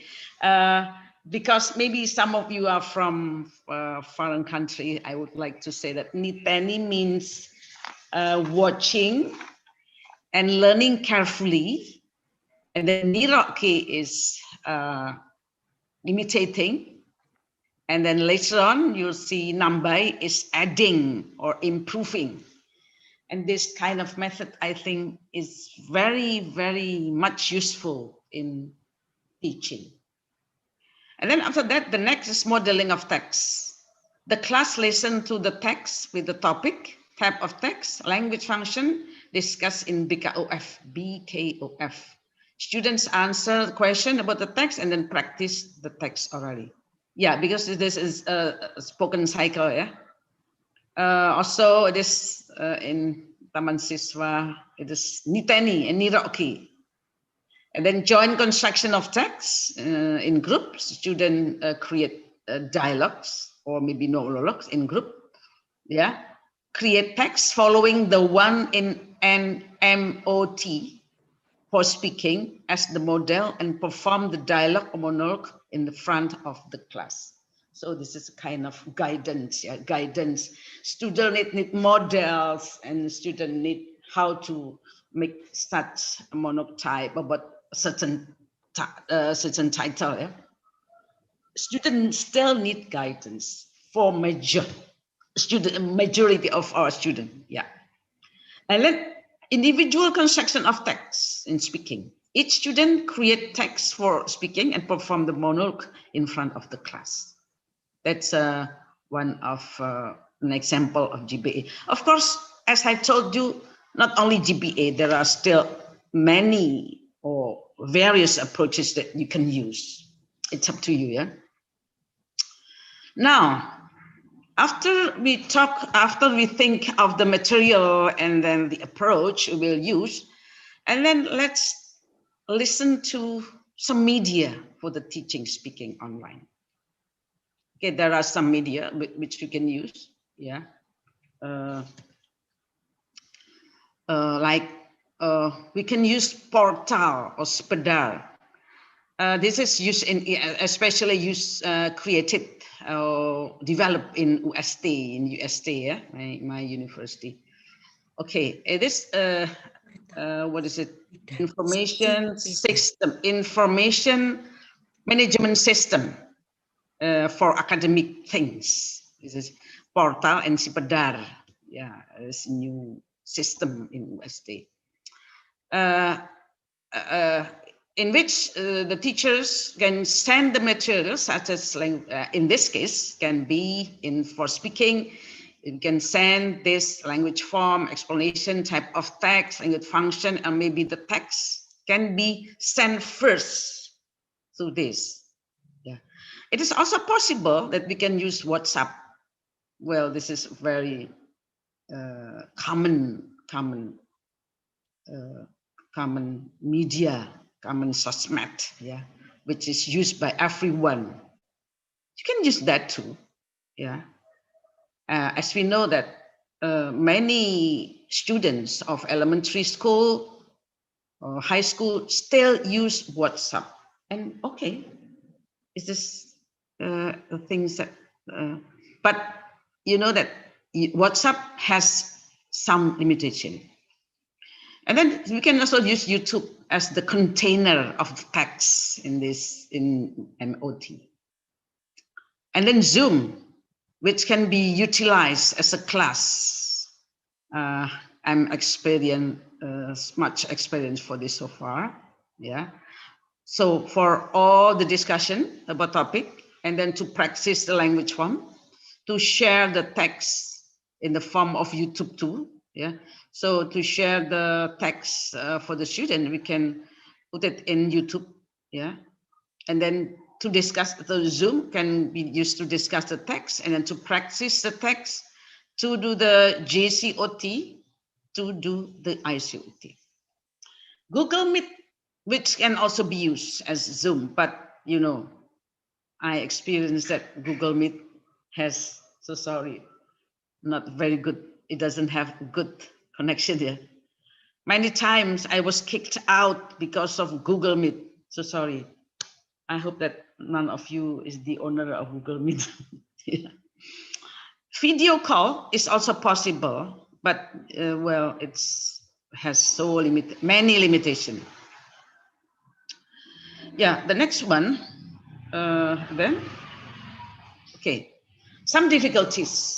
We realize that there are so many difficulties in using the media. As what I experienced so far, students in remote areas find troubles to get signal. And many of them, when I use Zoom, many of them say, oh, mom, I don't have, what is it called? Pulsa, so what can I do? Something like that. So it is a kind of problem. We still have problem with, yeah. For students in the city, it's okay. What about students in Nias, in Medan, or in faraway places?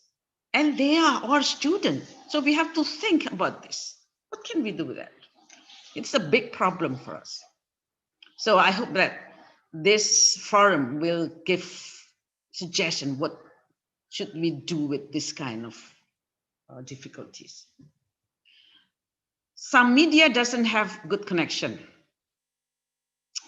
And using Zoom, the teachers or the lecturer will find difficulties to monitor student activities in the participant. You know, many of them like to close their video. So I was saying, hey, what are you doing? Are you sleeping? Are you with us? Or maybe are you sleeping? Like that. This is still a problem. We have to know what should we do with that. Yeah. And also like video call and WhatsApp has some limitation too. Yeah. So this is, we still have problems with that. Yeah. And we hope that this forum will give solution. Yeah. What kind of solution should we have to these difficulties? And then the last is, okay.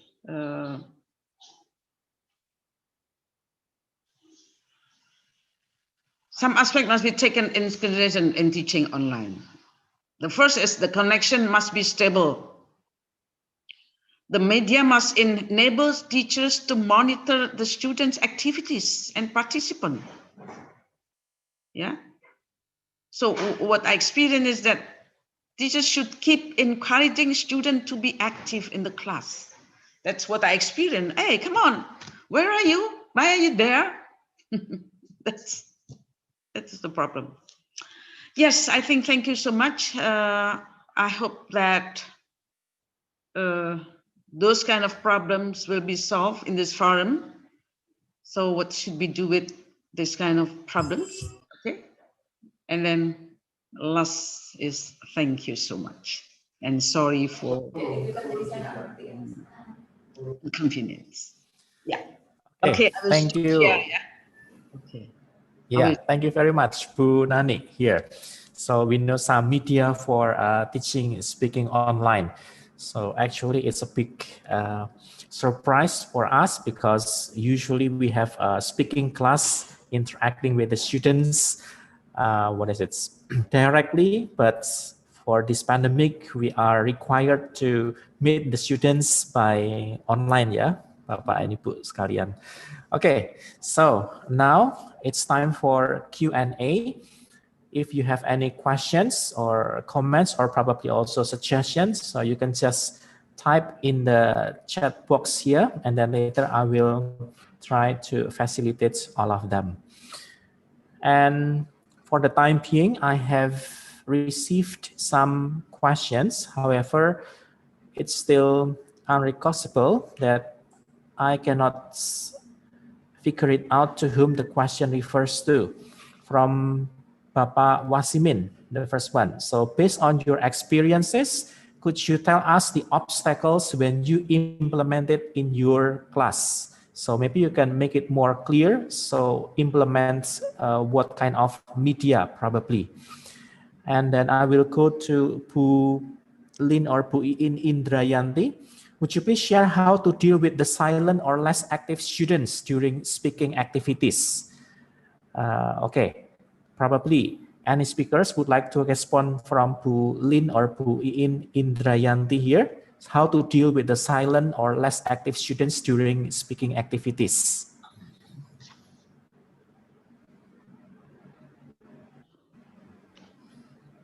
Yeah. Okay. So. Bu Nani. Okay. Yeah, maybe. Yeah. Please. Yeah. That's what I experience. Okay. So some students just hide themselves. So we as a teacher should always encourage the student. Hey, come on, open your video. Don't hide yourself. Okay. I will give scores to those who show themselves. Yeah, that's then they will do that. Okay. Don't just hide yourself. You have to you give Sometimes them it's motivation.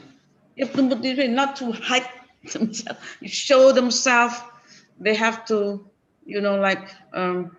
don't feel ashamed of speaking. Making mistakes is okay, like that. Yeah, that is what I can do, and really that this kind of pandemic era is still, make us lots of troubles. Yeah, cannot be in face to face with the students. okay. But that's what we can. Yeah, thank you so much. Pak Yose? To encourage and also to motivate them. Yeah. Okay, thank you, Bu Nani. From Ibu Mega, please. All right, so I probably will add something. So based on my experience, I think I have already explained it in my presentation. I will put them in a small group, like a group consists of five students, and then I will have a virtual meeting with each of the group. Okay, so it's a very small group, so it's easily for me to monitor them. And then after that, each of the person will have opportunity to answer my question through the game that I gave, like the one that I have already shown you, like the spin and tell or open the box. And then I will talk with those 5 students first. After I finish with the first group, then I move with the next group. So it's kind of hard work a little bit. Yeah, it's harder than before. It's harder than compared to the one if we teach in class. But yeah, I think that's the best I can do. I put them in a small group, and then I will have the virtual meeting with each of the group. So probably I will have like 20 minutes for each group. So everyone in the group has opportunity to talk for 5 minutes, 3 up to 5 minutes. And then yeah, if there are 6 groups, then I will do the virtual meeting 6 times. Yeah, that's what I did last year. Wow. Yeah, yep, that's the best I can do. Okay, so full facilitator ya Bu Mega here. Thank you, Bu Mega. From Bu Nunun, maybe you want to add?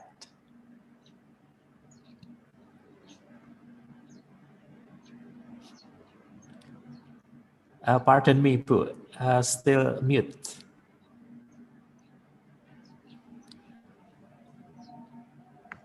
Yeah, usually if my students don't want to speak to produce languages, I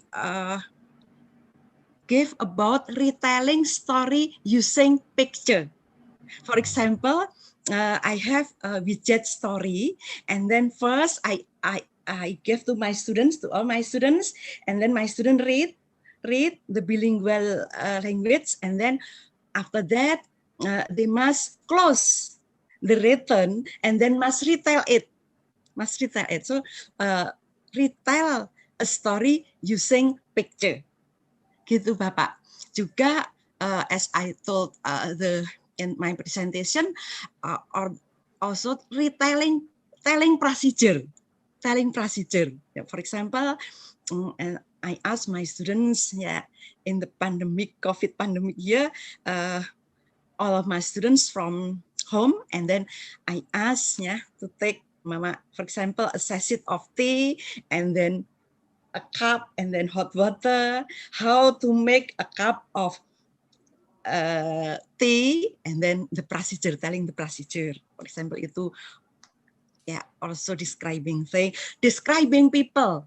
First, I tell about in describing people. First, we describe by appearance, penampilannya, and then about the personality, kepribadiannya, and then about the feeling, perasaannya. I gave the example about the feeling, kemudian about the personality, the characteristic, and then I ask my students to tell one of his or her friend in the Zoom meeting. Kadang-kadang, enggak Bu, saya adik saya saja. Sometimes like that, and then he asked her sister in the Zoom, and he described it. Gitu. Itu Bapak. Thank you. Yeah. Okay, thank you. It's very challenging activities, Bu Nunun, to deal with the quiet and silent students, Bu. Okay, thank you for the sharing. Now, I would like to invite Pak Agus. Maybe you want to give some tips how to deal with the Sedikit silent lagi, Pak. students. Oh, okay, Bu Nunun, please. I always tell my student in joining the English class, please don't forget to be happy and enjoy the class. So you all must practice a lot. You must dare. Saya selalu gitu juga. Thank you. Okay, very motivating, Bu Nunun. Okay, I believe that your students will get highly motivated after seeing you giving those kind of motivations. Okay. Yes, Pak Agus, please. Okay. Well, actually, Bu Nunun, Bu Mega, Bu Nani have already come up with brilliant ideas. But indeed, teaching virtually is highly or extremely challenging. Well, for example, when we like to carry out role plays, how would we carry out role plays in virtual meetings, virtual classes? Bu Mega came up with make groups of 6, make groups of 4, but hopefully I have the energy to cater all the needs of the groups. Though I teach more than 70 students in this virtual in a virtual meeting, virtual class. So I have another solution actually to what is it, to prevent students from getting lazy, for example. I've already developed an application. This application by system force each students to get involved in every activity dictated by the class itself, or an activity that's been agreed by all the class members. So each individual in the class is responsible for everybody's success. If one student will or are not willing to get involved in the interaction, the online interaction, the other students might want to retaliate, not to get involved in any further discussions carried out by their other friends. So this system, you know, can force each individual to get involved in class, and their tracks or their artifacts can be traced as to why or whether one person is highly involved or not. Those who are highly involved by system will be rewarded. That way, it can raise their engagement, it can raise their learning motivation, it can raise their efforts to explore more information, to to contribute to the class success.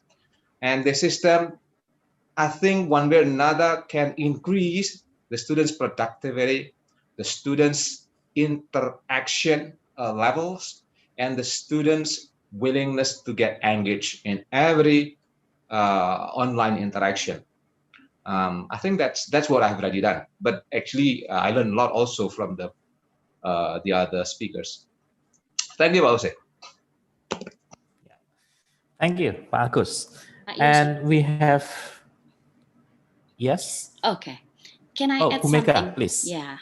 All right. So Sure. I would like to add something, and it's happened to be related with the question from Saifur Rahman, Bapak Saifur Rahman from SMA Negeri 3 Malang, about Zoom breakout rooms. Yeah. So instead of having a separated virtual meeting, I think we can also make use of Zoom breakout rooms. I use that a lot actually. So I ask them like a prompt or a topic to be discussed with the group. And then after that, I put them into the breakout rooms, for example, 6 groups.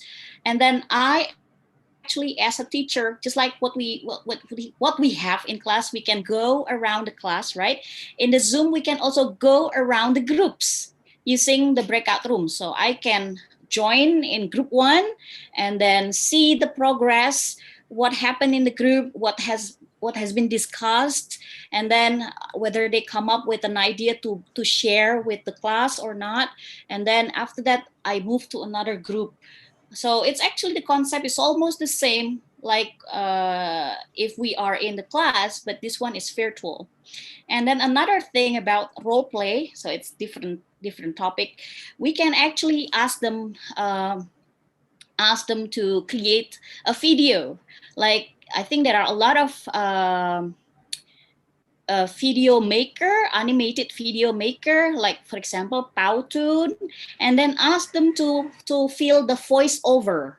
So the storyline and the voice is from them, but the character, it's not them, it's animated.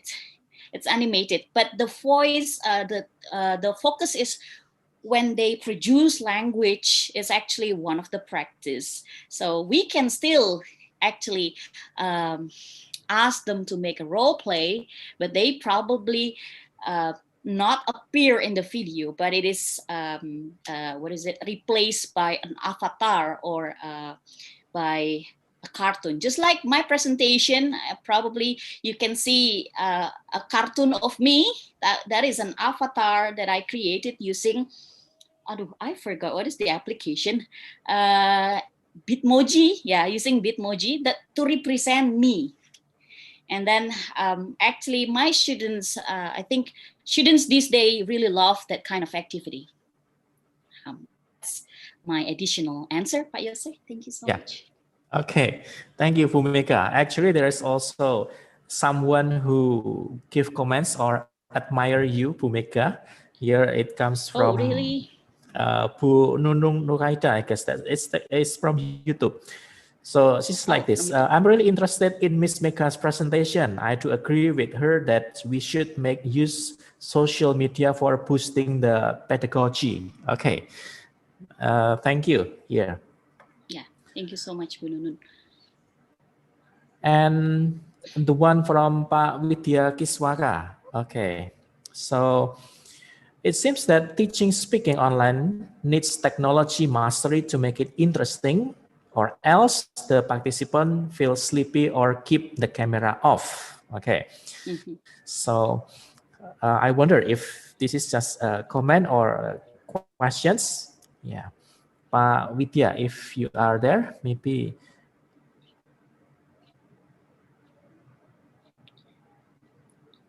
I think Pak Widya is watching from YouTube. Watching from YouTube. Okay, all right. Yeah.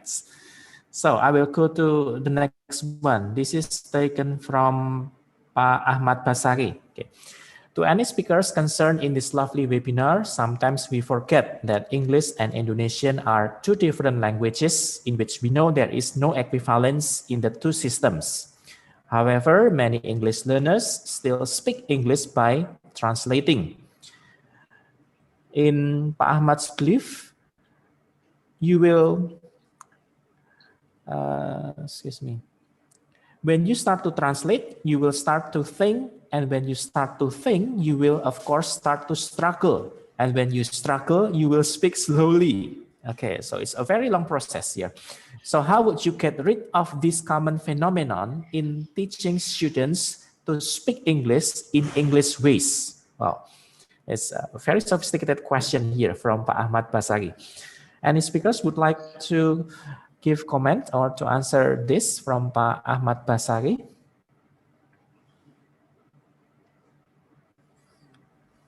So maybe this is the way how we think. Probably I can share a bit. Okay, yes, Pak Agus, please. Right. There is a theory by Anderson actually that when learners start speaking from translating is actually legal. It is fine. That's one of the strategies to develop one's language proficiency. However, there's also another expert like Richardson Noonan also that also highlighted the importance of prefabricated chunks of English. And especially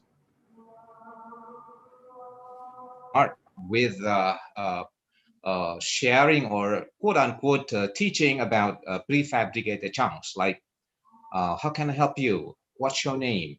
Because in this way, students will not translate, but they will just swallow all the chunks and produce the chunks when they communicate with others.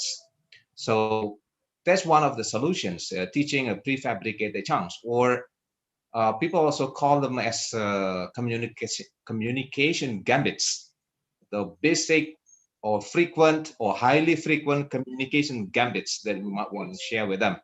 Like, what can I do for you? Can you do me a favor? Then, well, I'm so happy. What can I? Anything I'm trying to say is this kind of stuff. I think it'll be more natural and it'll be refraining from translating. I don't know. Probably it answers the question. Probably not. Thank you. Thank you, Pak Agus. And still a question actually for Pak Agus.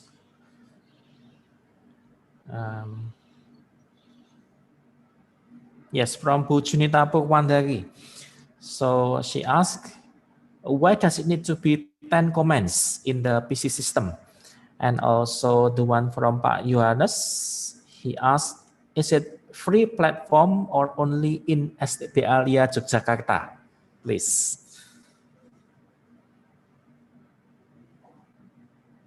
Excuse me, sir, still mute. Why 10 comments? Actually, it's not necessarily only 10 comments. It can be adjusted based on, for example, the degree of communication skills of the students. If they are quite advanced and there are more than like 30 students in one class, the system can be set into like 20 comments altogether, 30 comments, even more than that, 30 evaluation entries and so on. And each comment can also be adjusted based on the number of entries that the students are required to supply. For example, for basic levels, probably they can only write that, well, this is interesting. That's also fine. So it can be limited to like 10 words for one comment, or less than that, or more than that. All stages in 9 stages can be regulated, numerically regulated by the system, by the teacher. So it can be adjusted up and down depending on the level of competence of the students. That's the first answer to Ibu Junita, I think. Second question is about whether it is free or not. Well, currently it is used just at STB Alia Yogyakarta, but actually this platform can also be used anywhere. Can be used, even for SMA students, even for probably not quite SMP, but normally it's andragogy. All right, those that deals with andragogy, probably SMP class 3 fine, but for beginners, it's a little bit more a bit challenging, I think. But yes, it is currently being used in STBL Yogyakarta. Thank you, Pak Huse. Thank you, Pak siapa tadi? Pak Yohanes. Yeah. Pak Yohanes. Yohanes Huse. Okay, right.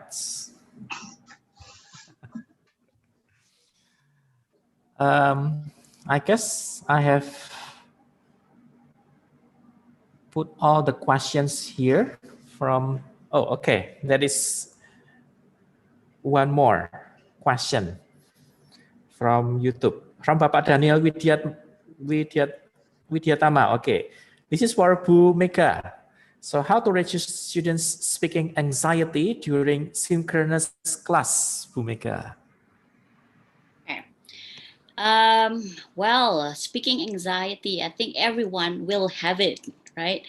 Everyone learning the second language must have that. Okay, so no one is automatically confident in their second language. So, so what I usually do is to encourage them that it's okay to make mistake. There's a tagline from Rinso, kalau nggak kotor nggak belajar. Nah, so I really like that tagline. That's very simple, but I think it's true. If we don't make mistake, then we never learn something. So what I do is usually is to keep encouraging them, especially during this pandemic. They probably their well-being is also get distracted. So being able to greet them more than the content matter, like what do you find it hard? How can I help to make you easier to do the task is also important beside the content matter itself. If we if we push them harder, they probably will get more anxious, right? So actually to release them from this anxiety is actually to encourage them that it's okay to make mistake, okay? And I think I learned something. There's a line from Pak Bismoko. I believe that everyone knows Pak Bismoko, especially the one in STB Alia knows who is he, who he is. So Pak Bismoko, when I was his student, once said that if you want to be fluent in English, think in English. So that was the way I practiced when I was still a student. So when I, daydreaming in my room, I start to think in English. I talk to myself and then but I try to use English all the time. Even when I ride my motorcycle and then I see around like that, oh, that's a, let's say, that's a zebra cross. That's a people are gathering around the Tugu Jogja like that. So when I talk to myself, when I think in English, and then it will make our brain accustomed to produce English. So it's not double processing anymore. So I think like when we first learn the second language, it's probably it's hard for us to produce the language automatically in English. I think it's really related to Pak Ahmad Basari's question. Okay, it's hard for us to produce the language directly in English, but as we accustomed to do it, okay, then it will become automatic. Just like when we learn to drive a car, so we still need to think about the steering wheel and then the brakes and then the the giginya itu, the gear, okay. But then as we accustomed to do it, we don't need to think about that anymore. We think about our destination. So it's actually almost the same. That's a process. So we cannot have, automatically reduce anxiety, but it's a process that we need to go through, and we need to encourage our students that it's okay to make mistake. Kalau nggak kotor nggak belajar, tadi dari Rinso. Okay, yeah. Pak, can I add something? Pak? Yes, please, Bu Nani. Yeah. Okay, I think it's good from Bu Mega.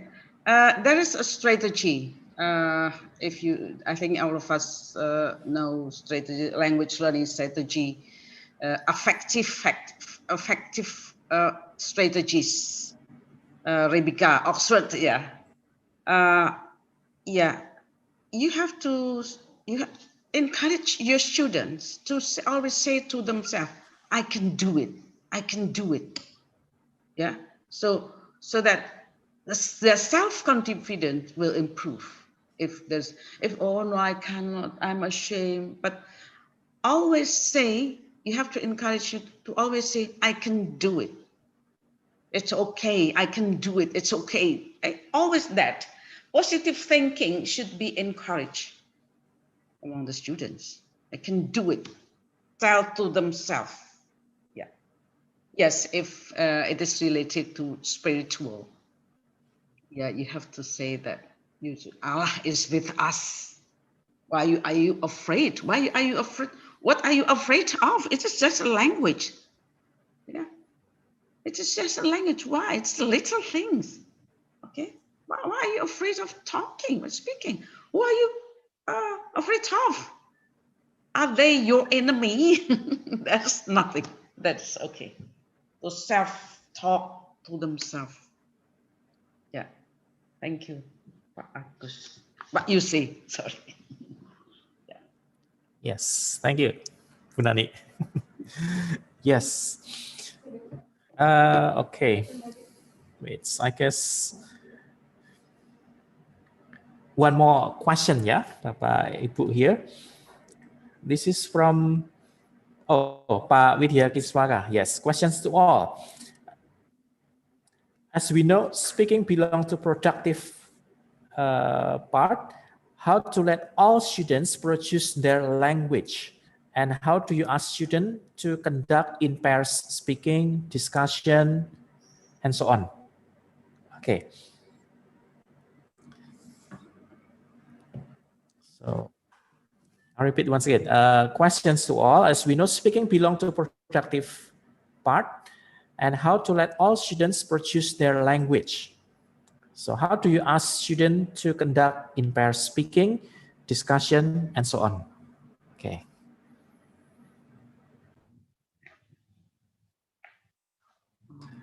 Yes, Bu Nunun. You need to unmute, I'm afraid.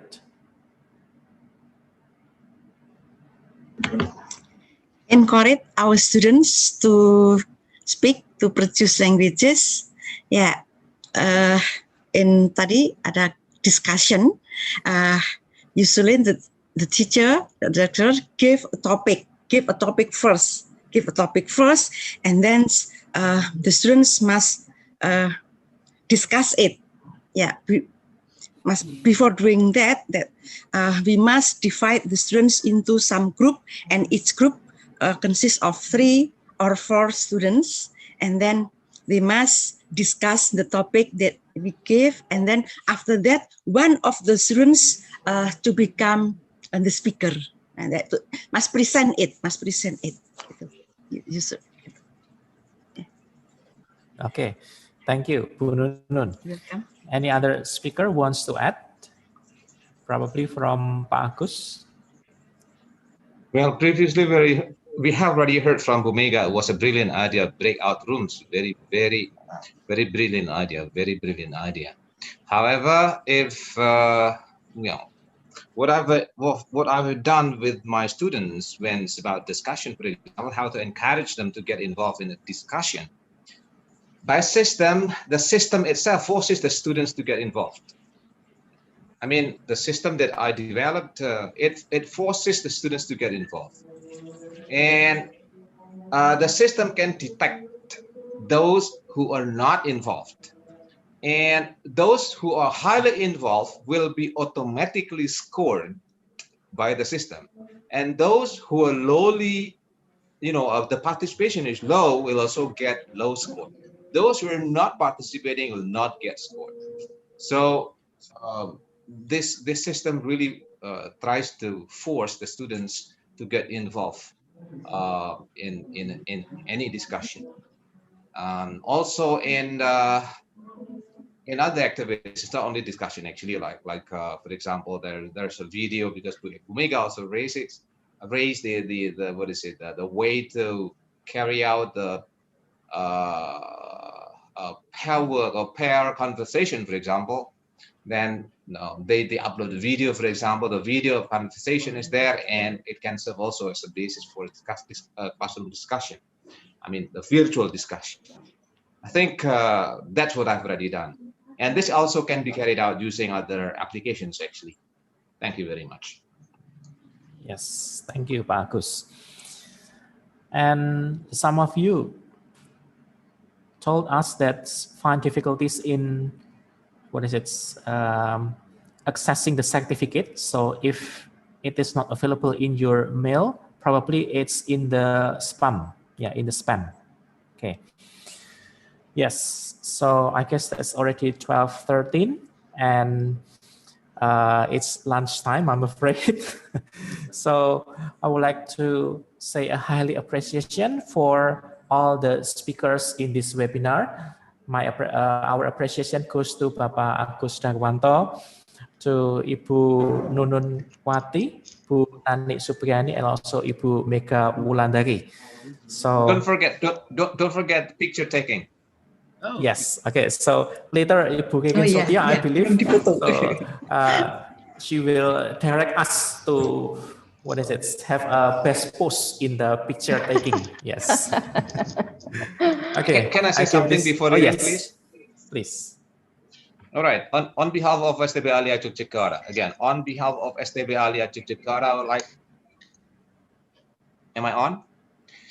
Well, on behalf of STB Alia Yogyakarta, I would like to extend our gratitude to all speakers, all brilliant, esteemed speakers, and also all participants been patiently following the discussions from Sabang through Merauke, also from New Zealand and from Egypt.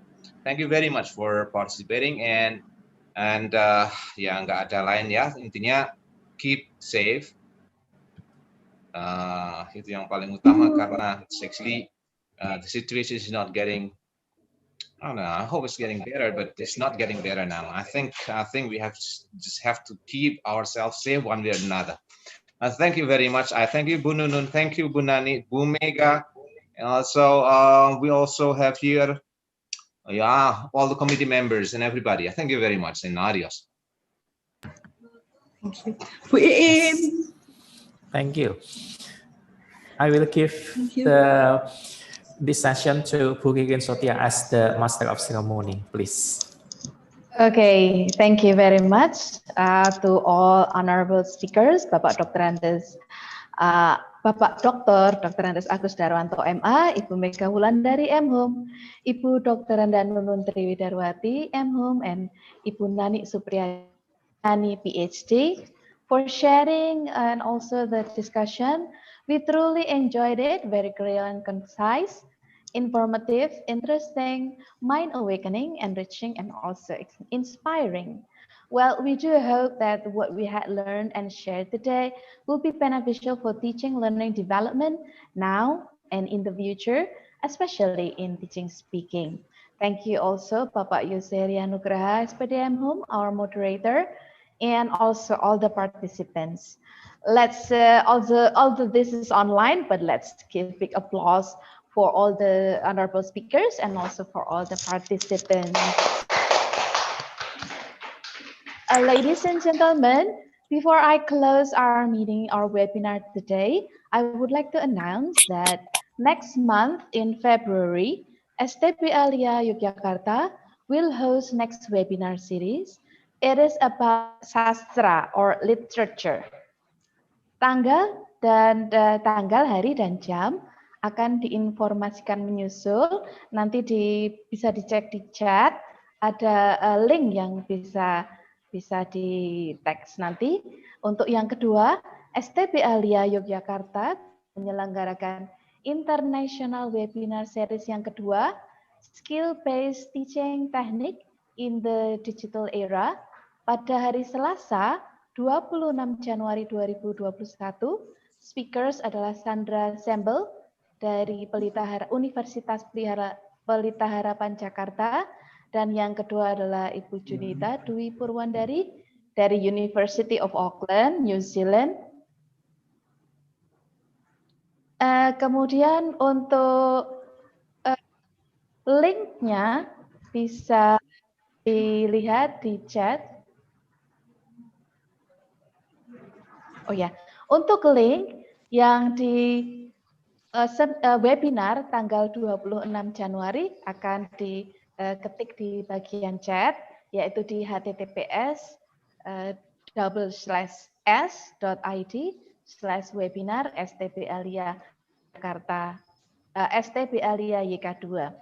Kemudian untuk yang seminar webinar tentang sastra akan diberitahukan tanggal dan jamnya menyusul. Baik, selanjutnya marilah kita siap-siap untuk foto session, Bapak dan Ibu. So take your best pose and Bapak Nugraha will take the picture. Please get ready. Okay, we'll take the picture. Everyone is ready? Oh, well, please turn your video on, also the participants, so we can take the beautiful picture. Berapa kali, Bu? 3 kali ya? Oke, take 1. Siap-siap? Halaman 2, siap-siap?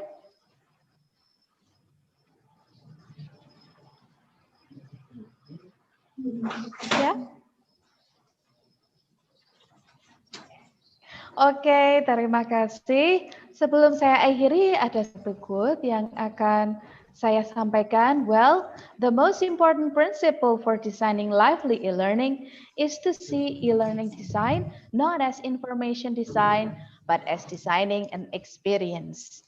So, I would like to say good afternoon and have a nice day to everyone. I'm Ririn Sotiarini from STB Alia Jakarta. Thank you very much and see you again. Thank you and good afternoon. Terima kasih Ibu Nani, Ibu Nunun. Terima kasih. Ibu Mega. Terima kasih Bu Nani, Bu Mega, Bu Nunun. Terima kasih semuanya. See you again. Bye-bye. Sampai bertemu lagi. Thank you all.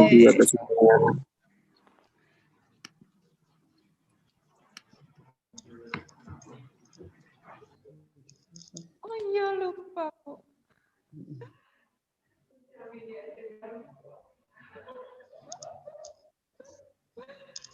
Bu Nani, terima kasih banyak. Sama Bu Nunun. Iya, Bu Mega, Bu Nunun, dan Pak Agus. Tadi Bu Dita juga terima kasih dari UST. Salam buat Bu Dita, Bu Neni, dan teman-teman di UST. Ada kok Bu Dita ada ini. Oh, ada ya? Iya. Terima Lihat. kasih Bu Dita.